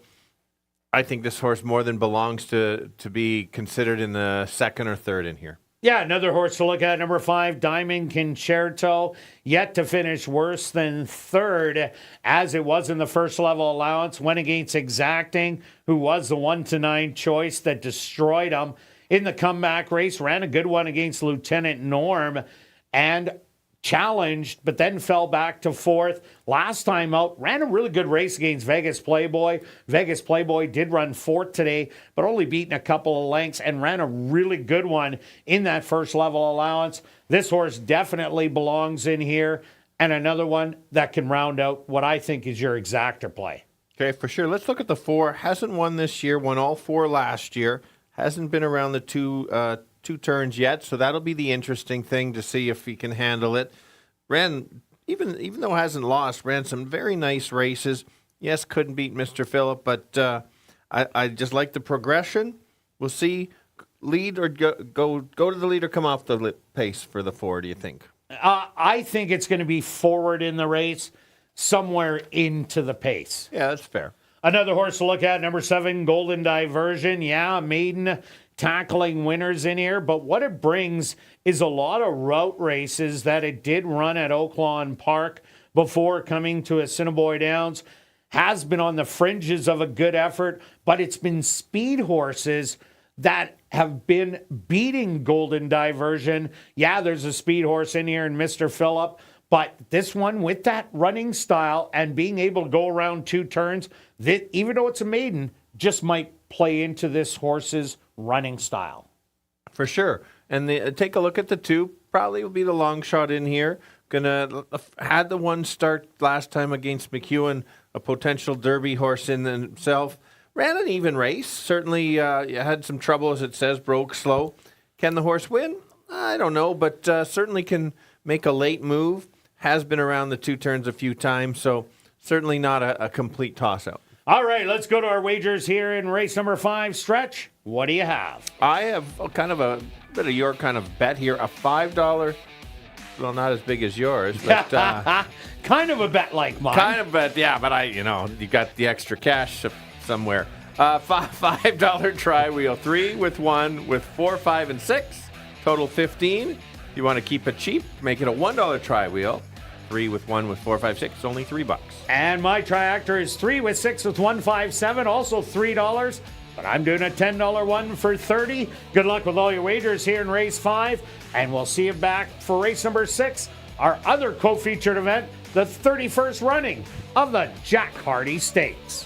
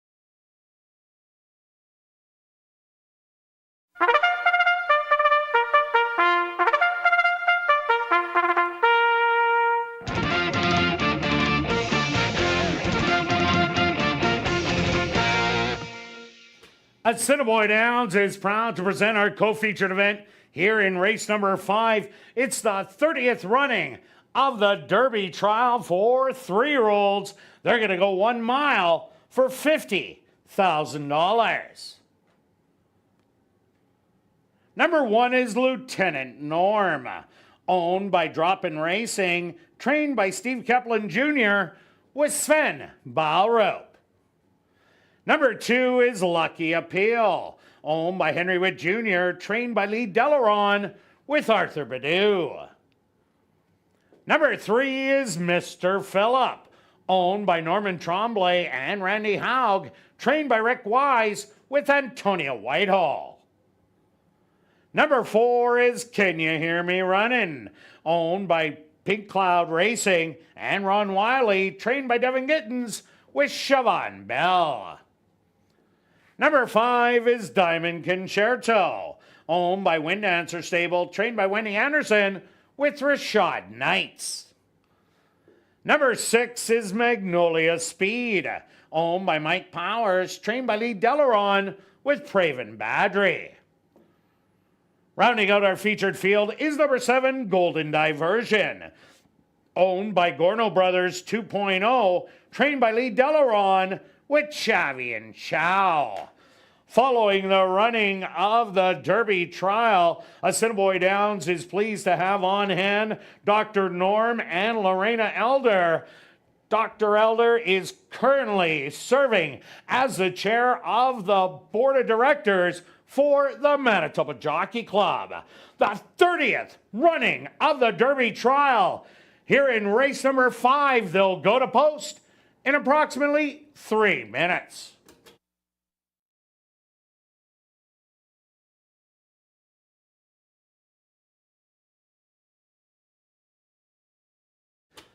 Ladies and gentlemen, turning your programs back to race number 4, we had 3 claims to report. First off, claim for $5,500 was number 1, Love Above and Beyond, owned and trained by Elton Dickey.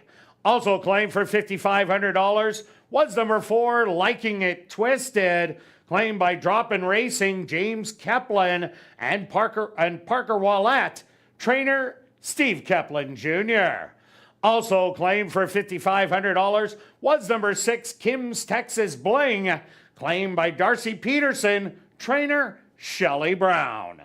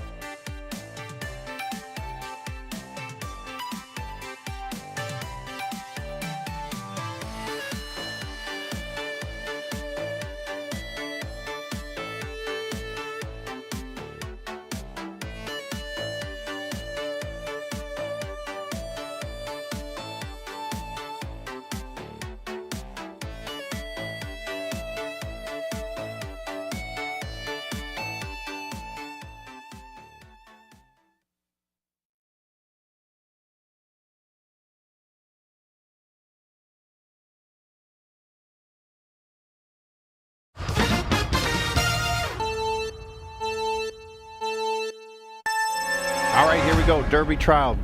Some of the top 3-year-old boys. The 3-horse is the big favorite, most likely winner. You don't get paid much if he wins, but be fun to watch to see how good he is. Others to consider would be the 1 along the rail, Lieutenant Norm, 2 back. Very good race. Trouble last time. Certainly can help your exactor if you're playing a 3-1. And the bit of a long shot that can sneak in there for third, that's the 5. So let's go 3-1-5. Yeah, Stretch, I'm with you with Mr. Phillip. It's his race to lose. I do like number 6, Magnolia Speed, has yet to run a bad race. And the 5, Diamond Concerto, has been running well also all year. And throw in the 7, Golden Diversion, who just might love the distance. 3, 6, and 5 for me. Good luck here in race 5.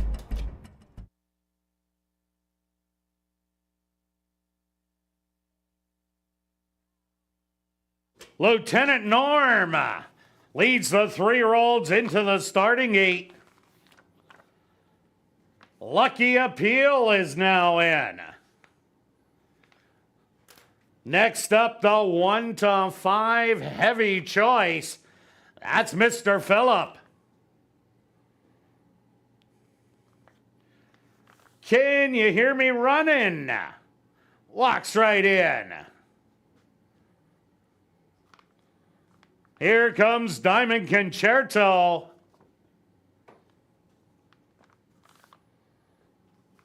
Just 2 left to load.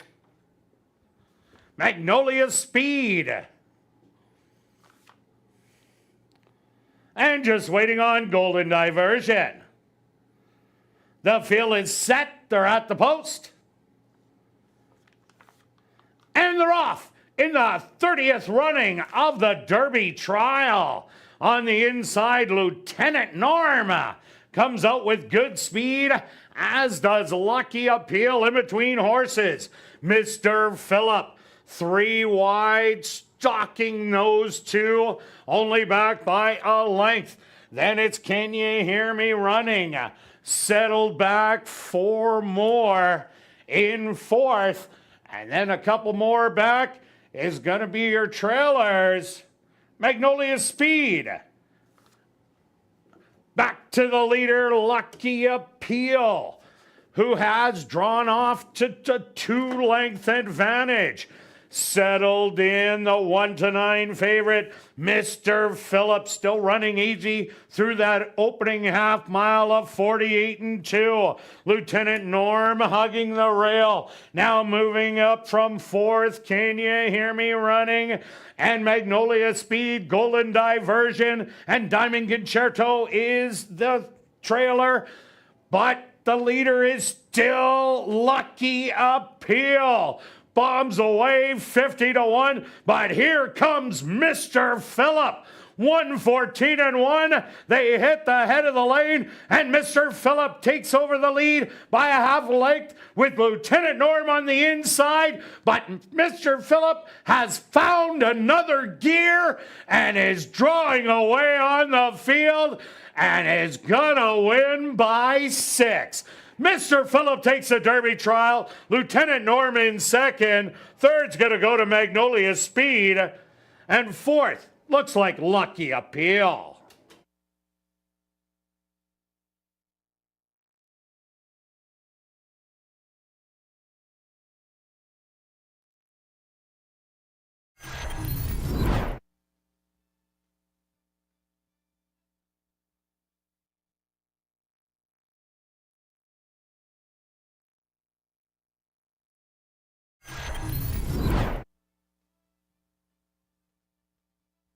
The Stewart's opposed to number 3, Mr. Phillip. As your race winner, 2nd goes to number 1, Lieutenant Norm. 3rd to number 6, Magnolia Speed. And 4th to number 2, Lucky Appeal. They went the opening quarter 24-2, the half 48-2. 6 furlongs, 114-1. 7 furlongs, 127-3. Time for the mile, 140-3.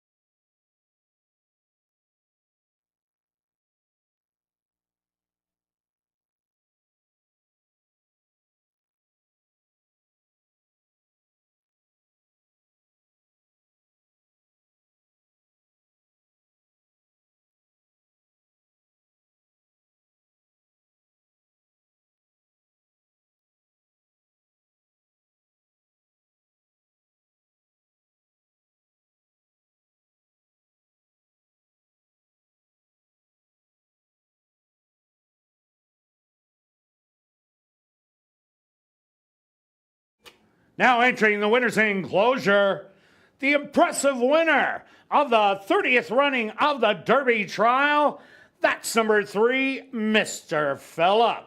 Mr. Phillip is a dark bay of brown colt, 3 years old, by Matoli, out of the mare Filibusting by Busting Stones. Owned by Norman Tremblay and Randy Haug, trained by Rick Wise, and ridden to victory by Antonio Whitehall. Time for the mile, 1:40 Assiniboia Downs is very pleased to have on hand Dr. Norm and Lorena Elder to make a presentation to the winning connections.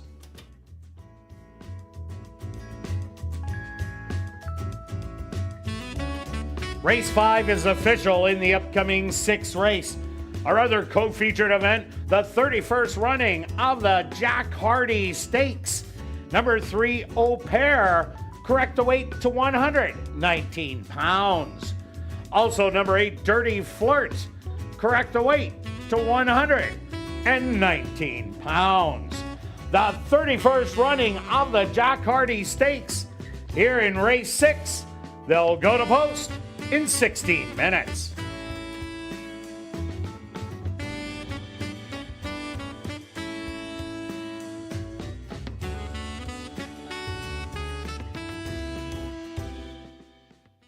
Well, you better hurry and get your 50-50 tickets. The jackpot currently at $2,160 and growing. You can get your tickets 1 for 10, 10 for 20, 50 for 50, or 200 for $100. At guest services, you can get them at the VLT cashier's cage, the 50-50 ticket seller, or at 5050.asdowns.com.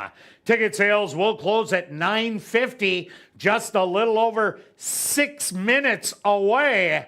So get your tickets now.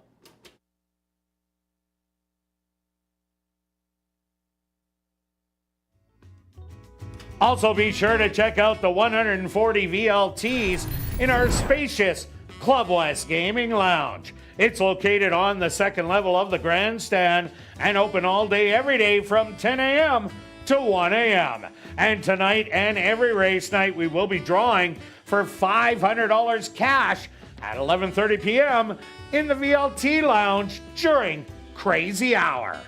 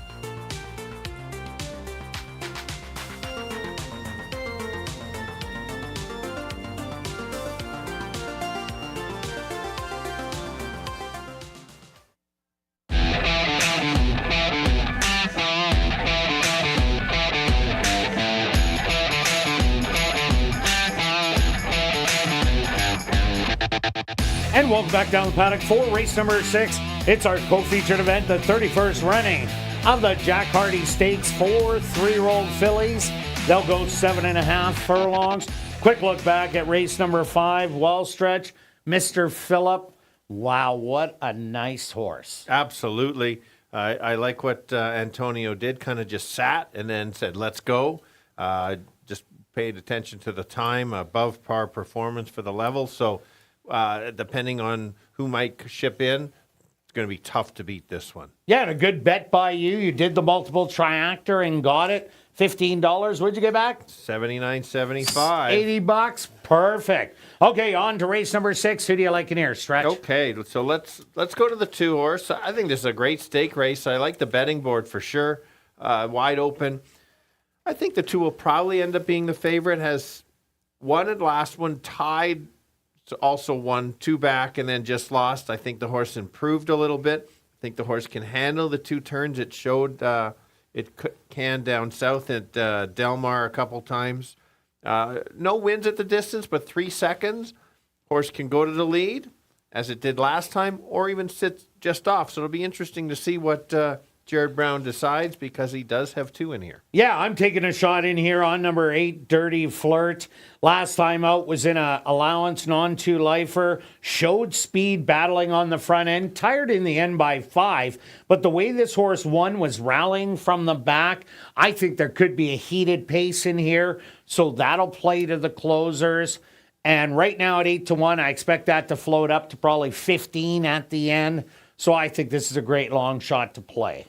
Yeah, it's actually not that big of a long shot. When Kirt talks, people listen. Let's go to the 7 as my second selection. Cold on the board. Yes, is cold on the board. Last few times has been the favorite. You would have cashed twice, 2 out of 3 times. Last time had an excuse. Didn't actually lose. Just got, had the track. Was playing his speed, and Zarina had none early. Correct. And so we'll see if this horse can handle the 2 turns. The 1 race at Turf Paradise, not a great effort, but has improved since got to ASD. Hasn't been out of the money. And I think you've got to include this, but you're right. Cold on the board is kind of worrisome. I also like number 6, Midnight Lady. Made a good rally 2 outs ago. Was beaten by She's My Niece, Zarina, and Dynamic Strike. But the comeback race, going around 2 turns, only lost by a narrow nose to the 1 Dynamic Strike, and I think we'll appreciate the extra half a furlong today. And if there is the battle that could happen on the front end, here's another one that could really take advantage of it. Yeah, and I decided my 3rd selection, 4-1, is getting a little more action than expected, is the one. Has lost to these 2 already, but I did like how this horse finished, was wide last time, very game. And 1 going to 2 turns. So that's big. So some horses just like to stretch out a little bit. That's closes the gap on them. And number 5, Happy Hour. Not sure what this horse is going to do today. Rallied from off the pace to win the allowance non-2 lifer. After going to the front in the Slinky Lady, and then the Chantilly was sitting close. I think this horse will be forward in this race, but there's other better speed in here. So unfortunately, he'll have a tough time if it tries to go to the front end. For sure. And let's go to the 3. As basically breeding says, the horse can go a distance, no problem. Won the first out here, looked good doing it. Next time, kind of ran evenly, but was against older. Let's throw that one out there. And so I think there's every reason for this horse to improve, to at least be in the mix somewhere. Big long shot if the horse can come in. And the 9, under budget, another one by Wendy Anderson sending out. This horse has been hitting the board in the last couple since they went around 2 turns. Will be a stalker, hopped out of the break, but expect a better one today. So under budget, definitely a chance. For sure. And the last one, which hasn't won a race yet, but has run 4 thirds, it's the 4 horse. I think this is your tried showing speed 2 back, closed the last time. Maybe you're trying to play the high 5. This was one you might want to include for 4th or 5th.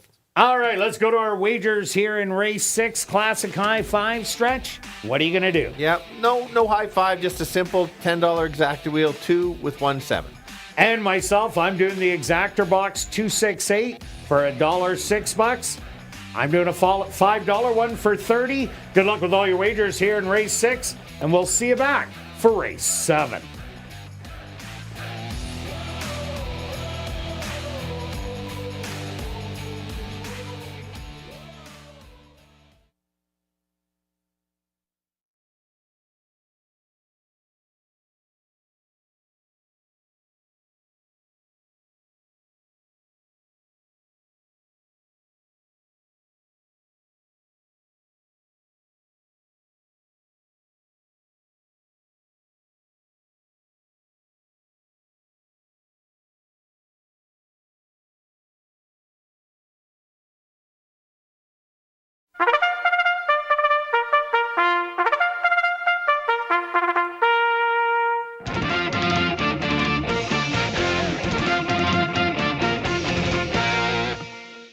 Assiniboia Downs is proud to present our co-featured event.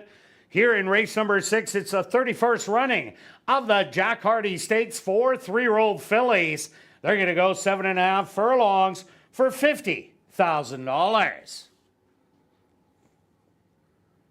Number 1 is Dynamic Strike, owned by Bill Meikle and Wind Dancer Stable, trained by Wendy Anderson with Javanil Patterson. Number 2 is She's My Niece, owned by Keen Couture and Sharon Owl, trained by Jared Brown with Demario Bino. Number 3 is Au Pair, owned by Marvin and Deb Buffalo and High Road Stable, trained by Marvin Buffalo with Ronaldo Cumberbatch. Number 4 is Hyper Holiday, owned by J&K Stable, trained by Devin Gittins with Siobhan Bell. Number 5 is Happy Hour, owned by Railside Stable, trained by Jared Brown with Antonio Whitehall. Number 6 is Midnight Lady, owned by Henry Witt Jr., trained by Lee Delaron with Pravid Badri. Number 7, that's Zorina, owned by Linda Idell, trained by Carlos Moreno with Ronald Alley. Number 8 is Dirty Flirt, owned by Roll the Dice Stable, Royce Finley, and Arneson Farms, trained by Lise Pruitt with Chavi and Chow. Rounding out the field is number 9, Under Budget, owned by Norm Suderman and Wendy Anderson, trained by Wendy Anderson with Rashad Knights. Following the running of the Jack Hardy Stakes, Assiniboia Downs is very pleased to have on hand Mr. Bill Summers, the President and Chief Executive Officer of Criticare EMS Paramedicine Corporation. Criticare has been a medical supplier to Assiniboia Downs for many years, and we thank him for his lengthy association with Assiniboia Downs. The 31st running of the Jack Hardy Stakes. Here in race 6, they'll go to post in approximately 3 minutes.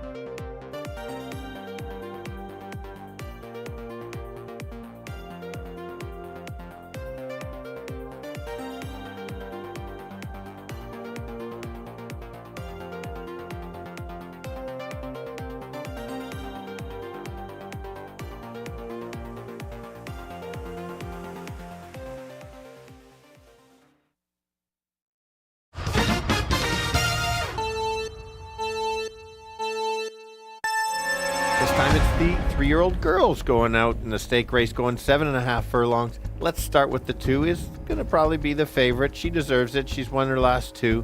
Got the lead last time and never looked back. Had some speed favoring, but that's okay.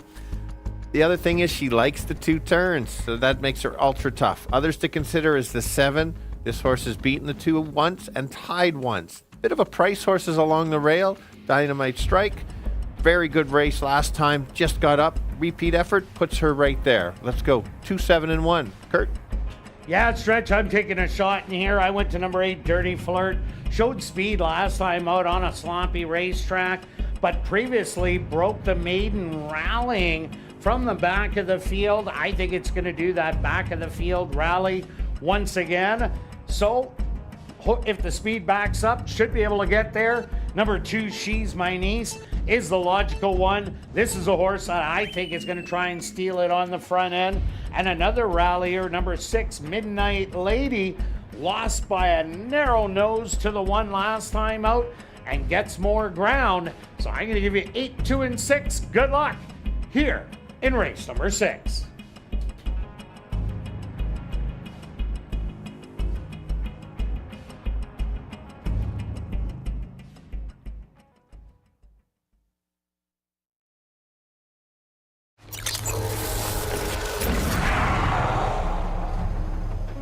It's now 2 minutes to post time at ASD.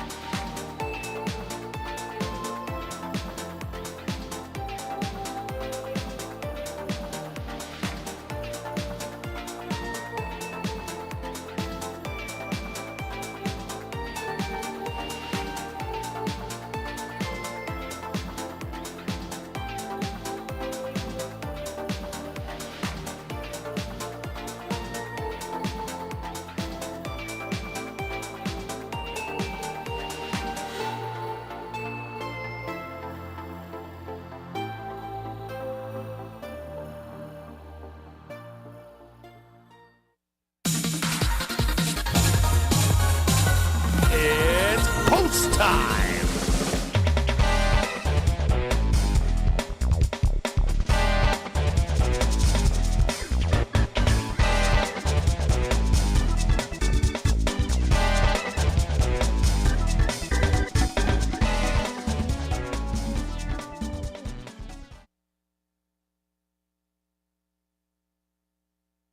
Hyper Holiday leads the 3-year-old fillies into the starting gate.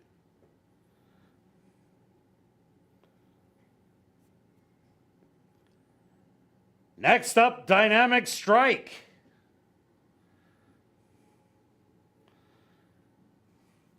She's My Niece, the current 7-5 favorite.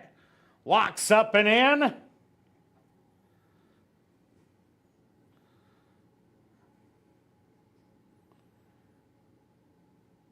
Here comes Au Pair.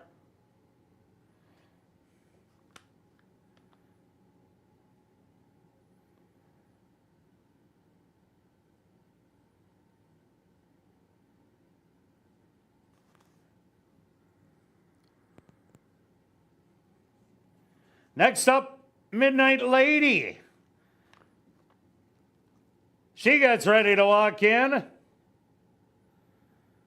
Now Happy Hour steps up and in. Here comes Zarina to find her spot. Just 2 left to load. Dirty Flirt.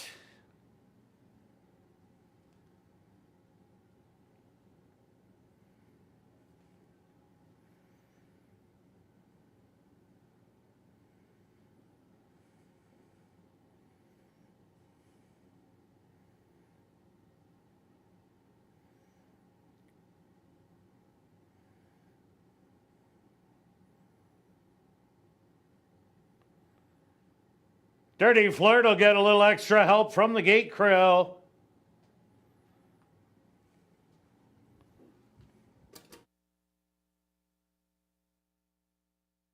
She's now in and just waiting on under budget. The field is set. They're at the post. And they're off in the Jack Hardy Stakes. On the inside, Dynamic Strike, and She's My Niece are away well, and they're going to do early battle in front of the grandstand. Au Pair up close early in third. Back in fourth, Hyper Holiday. Happy Hour wide in fifth. Settled back in sixth, tugging the rail. That's going to be Midnight Lady. And your early trailers will be Dirty Flirt and Under Budget. 24 and 3, a quick opening quarter. And Dynamic Strike has that lead by a half a length, but She's My Niece relentless in her pursuit to the outside. Zarina gaining up ground in third. Midnight Lady on the inside. Then it's Happy Hour on the outside, and rallying from the back of the field, Dirty Flirt, Under Budget, and Hyper Holiday now the trailer. 48 and 2, a strong half mile, and it's still She's My Niece, Dynamic Strike, and 3 wide, Zarina. These three at the head of the lane. 3/4, 1:14 and 2. Dynamic Strike fighting back. She's My Niece.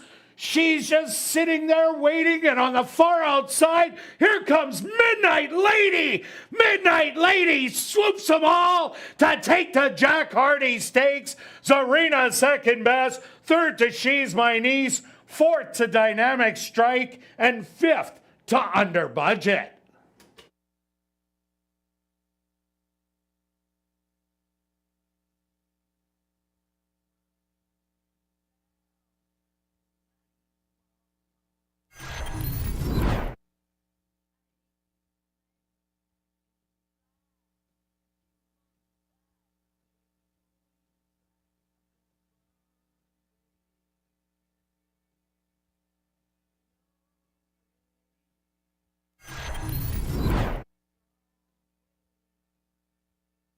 The Stewarts will post to number 6, Midnight Lady, as your race winner. Second goes to number 7, Zarina. Third to number 2, She's My Niece. Fourth to number 1, Dynamic Strike. And fifth to number 9, Under Budget. They went the opening quarter 24 and 2, the half 48 and 2. 6 furlongs, 114 and 2. 7 furlongs, 128 and 1. Time for the 7.5 furlongs, 135 and 1.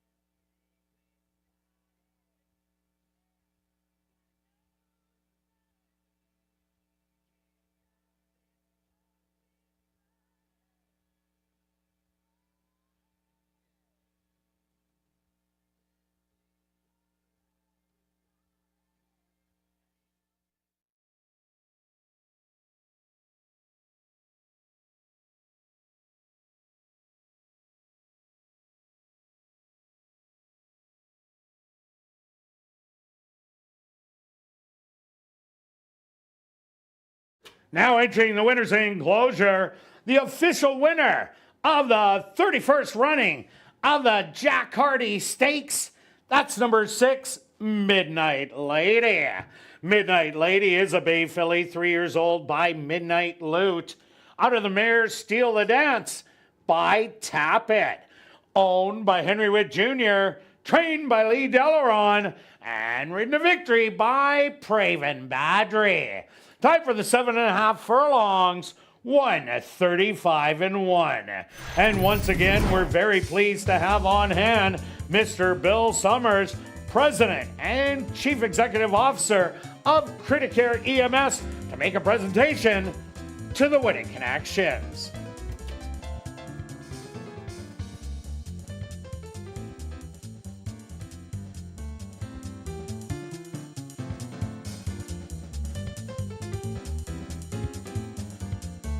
Race 6 is official in our upcoming 7th race. Our VIP Fan of the Night race. There are no changes. Classic high five wagering. They'll go to post in 16 minutes. And after the final race, be sure to head up to the clubhouse where our popular Crazy Hour kicks in.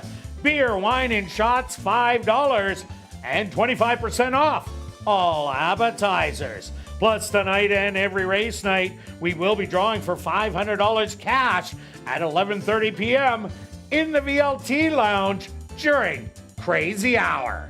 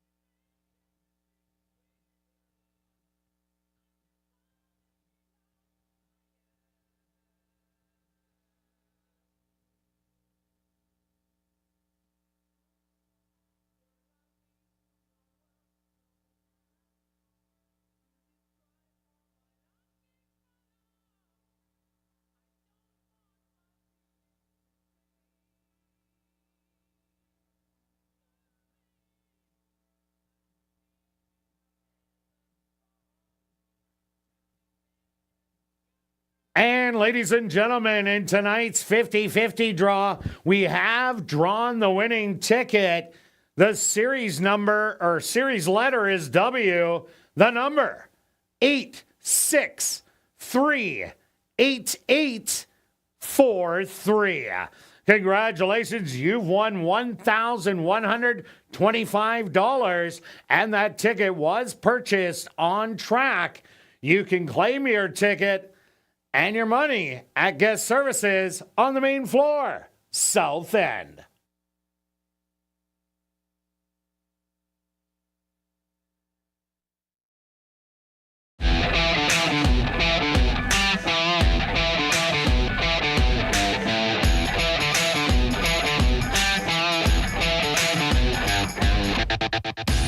And welcome back down the paddock for Race 7, our VIP Fan of the Night race for this $3,000 claimer for 3-year-olds and up that are non-winners of the year.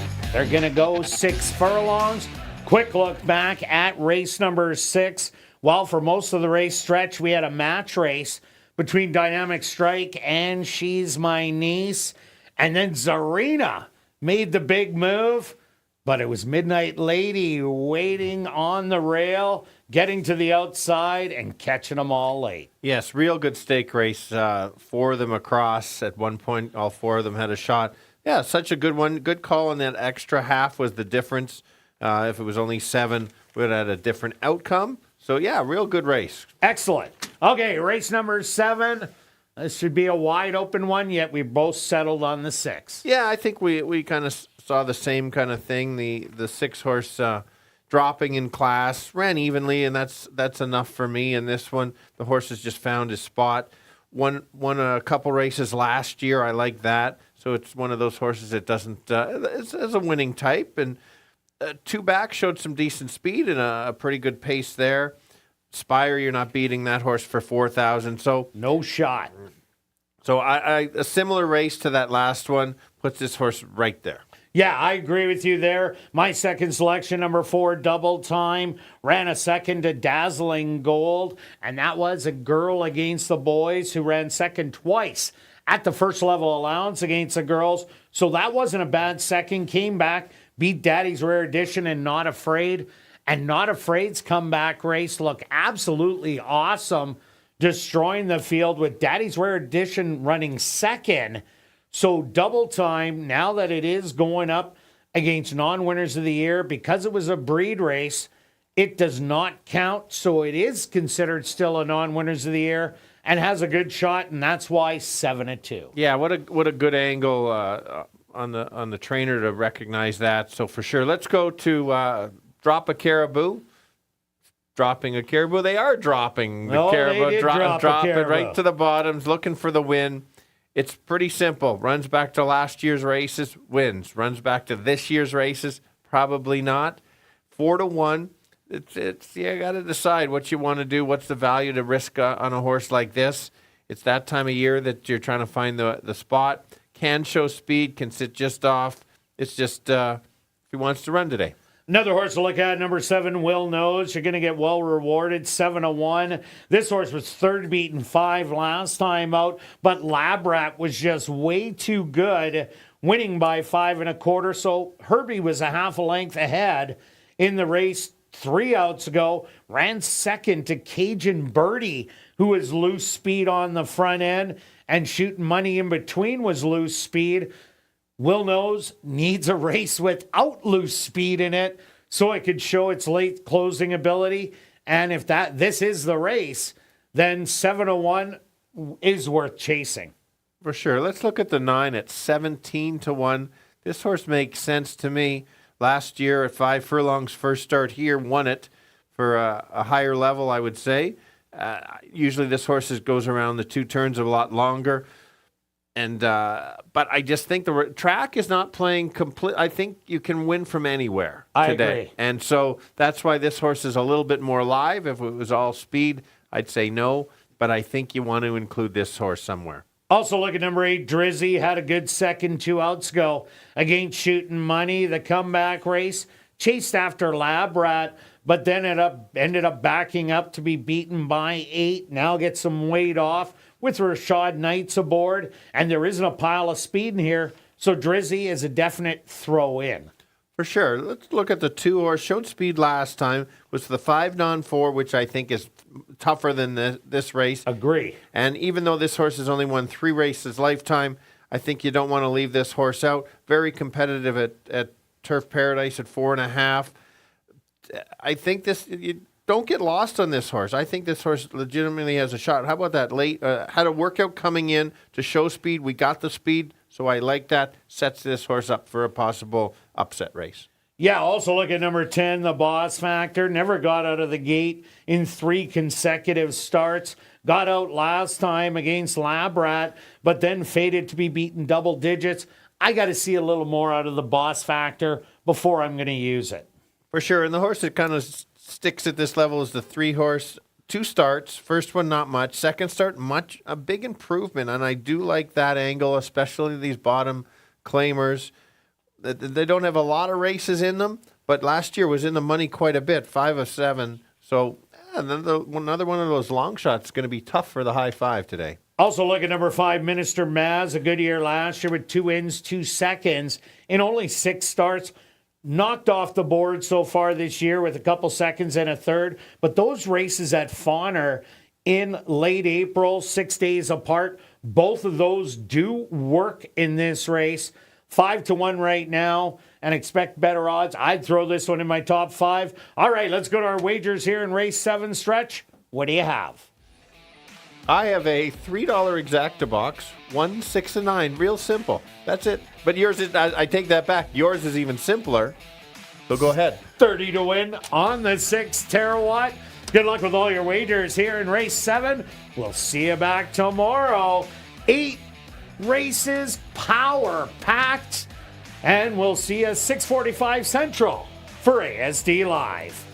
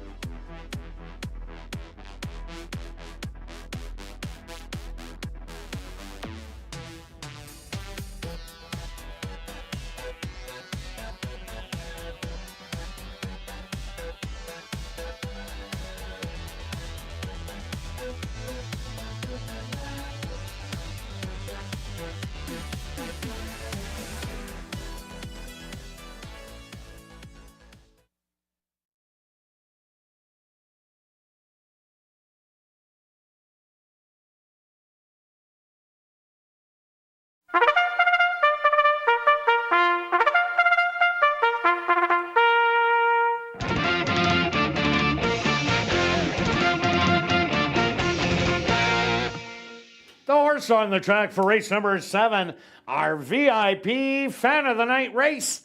They're going to go 6 furlongs for $10,000. Number 1 is Drop a Caribou, owned and trained by Elton Dickey with Demario Bino. Number 2 is Asano's Back, owned by Scott McKenzie, Madison Leonard, and Mark Samard, trained by Devin Gittins with Ronaldo Cumberbatch.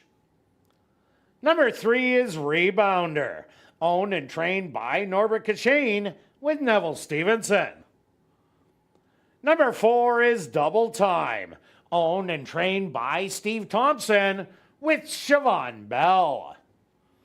Number 5 is Minister Maz, owned by Bill and Reed Mooney, trained by Bill Mooney with Dario Dalrymple. Number 6 is Terawatt, owned by Primetime Stables, trained by Lise Pruitt with Antonio Whitehall. Number 7 is Will Knows, owned by Kenneth Lee Gardepy, trained by Tom Gardepy Jr. with Ronald Alley.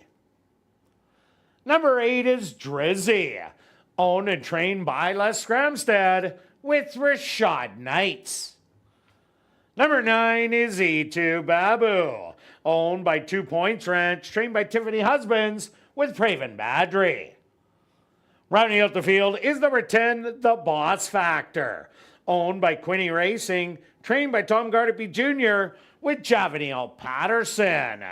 Our VIP Fan of the Night race. Here in race number 7, they'll go to post in approximately 3 minutes.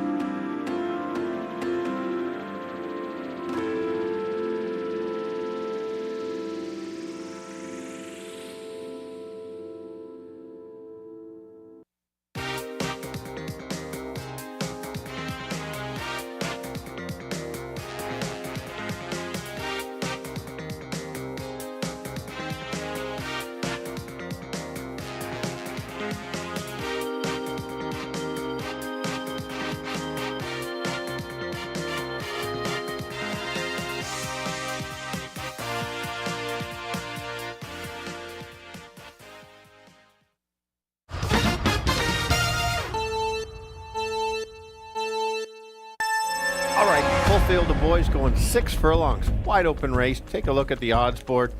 Current favorite is the 1, but let's go to the 6 as my top selection. Has run 3 even races so far this year against a little better competition. I think any one of those puts this horse right in the winner's circle. If you're getting $9 on a $2 wager, you might want to consider that. Yes, the 1 should be the favorite, but it's a bit of a guessing game. Runs back to last year, can be there if not. But let's take a look at a price. It'll be flying late. You'll be at the back. That's the 9, 16 to 1. So let's go 6, 1, and 9. Kirt. Yeah, Stretch, I'm with you on number 6, Terawatt. I expect it to be forward in this race. There isn't a pile of early speed, so expect him to be sitting in the top 3, and I think he's going to be there for a long time. I do like number 1, Drop a Caribou also, but like you said, he has to bring his races that he did last year, and number 4, Double Time. Won already this year, but doesn't count because it was a restricted race, but ran so good in the 3rd place finisher, came back to win with the greatest of ease. So I'm 6, 4, and 1. Good luck here in race 7.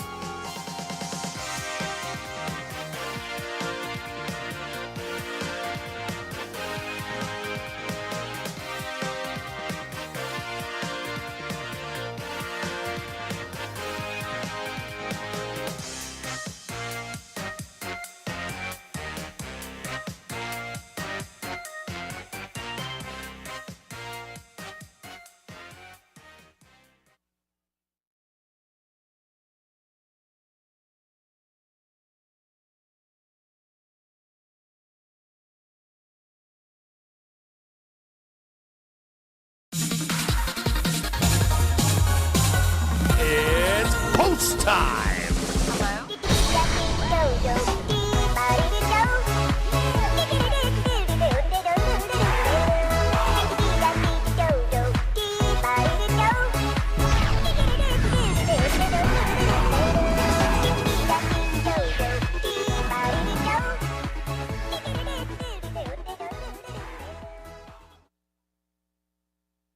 Drop a Caribou, the current 3-1 favorite.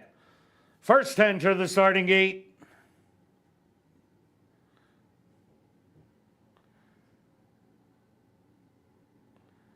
Next up, Asano's back.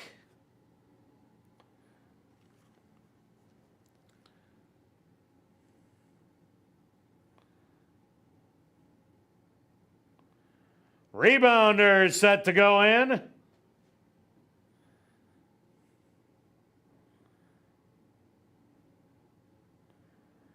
Here comes Double Time.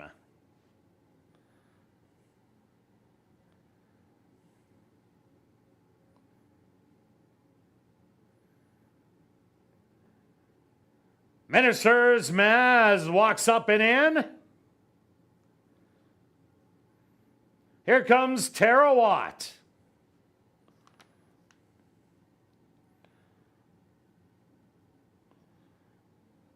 Will Knows set to go in.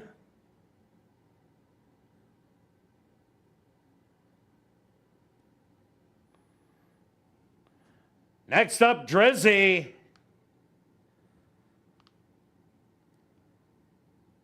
Just 2 left to load. E2 Babu.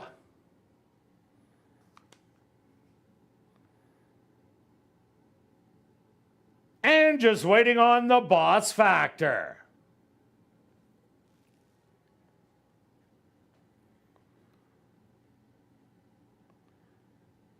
They're all set. They're at the post. Asano's back. Fractious in the starting gate. Now settled.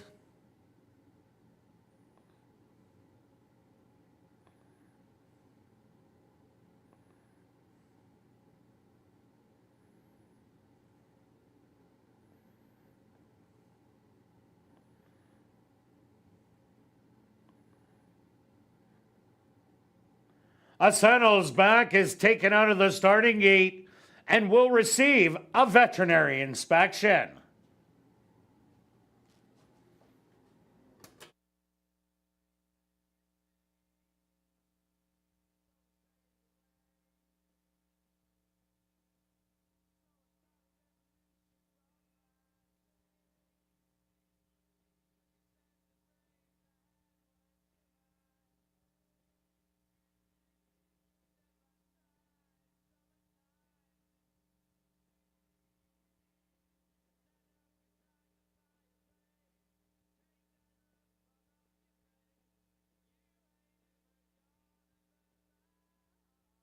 Ladies and gentlemen, we have a late scratch to report, and this is 7th race. Scratch number 2, Asano's back. Once again, a late scratch, and this is 7th race. Scratch number 2, Asano's back.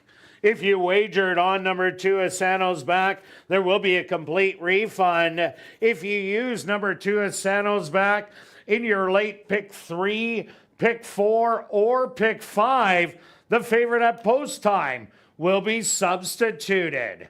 A late scratch here in race 7, scratch the 2. Asano's back. And as you see, the field is being unloaded. With the scratch of number 2, Asano's back, post time approximately 3 minutes away.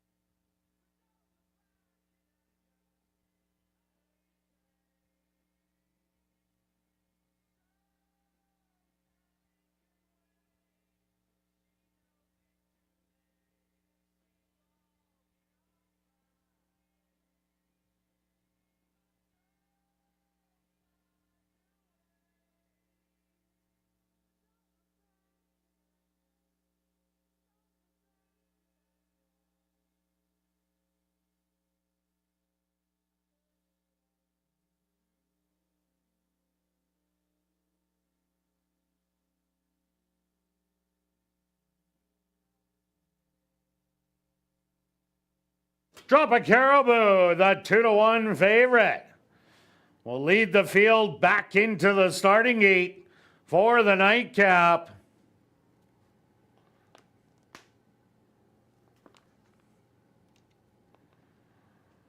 Rebounder walks up and in.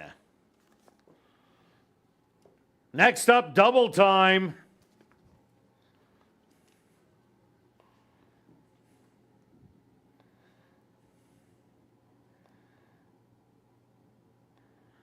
Minister Maz walks in. Here comes Tarawat. Next up, Will Knows.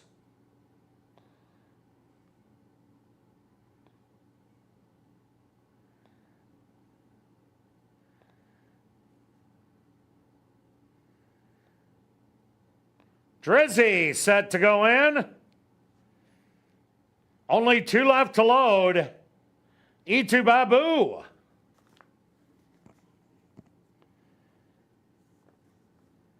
And now waiting on the boss factor. They're all set. They're at the post. And they're off. From the middle of the track, Tarawat shows some good early speed and will grab the lead early. To the outside, Drizzy now puts on that pressure. Settled into the outside. That's the boss factor away well today. Drop a Caribou.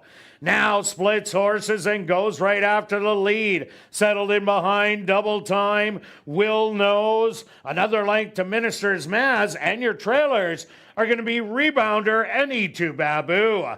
23-4 the opening quarter, and Tarawat on the inside, and Drop a Caribou. These two open up 4 lengths on Drizzy, who is fading back.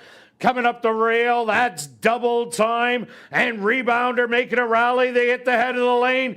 Tarawat and Drop a Caribou still banging it out. Double time, making up some ground. 47 and 1 the half mile, but now Drop a Caribou takes over inside the 16th pole. Double time a last try, but Drop a Caribou is going to get it. Second is going to go to double time. Very close for third and fourth between Tarawat and Drizzy.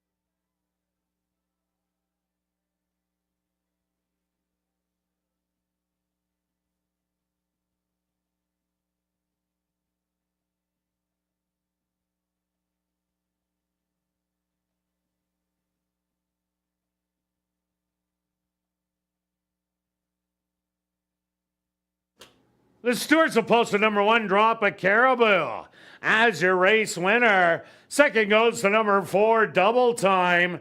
Third to number 8, Drizzy. And fourth to number 6, Tarawat. A photo has been called to determine the 5th place finisher. They went the opening quarter 23-4, the half 47-1. 5 furlongs, 1 minute and 4 fifths Time for the 6 furlongs, 1:14 and 1.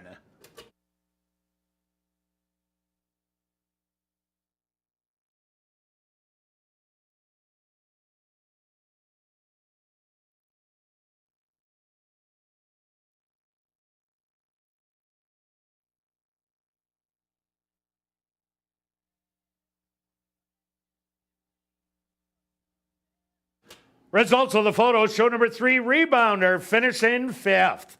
Now in the winner's enclosure, the unofficial winner here in race 7, our VIP Fan of the Night race. The winner number 1, Drop a Caribou. Drop a Caribou is a dark bay or brown gelding, 5 years old, by Where's the Ring, out of the mare Stormy Ado by Silik. Owned and trained by Elton Dickey, and ridden to victory by Demario Bino. Time for the 6 furlongs, 1:14 and 1.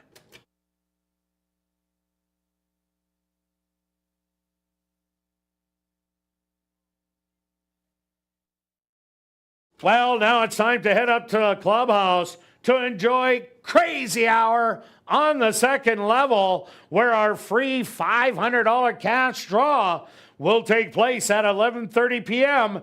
in the VLT Lounge, as well as beer, shots, and wine are just $5 and 25% off all appetizers. And remember, racing resumes tomorrow at 7:30. We'll see you then.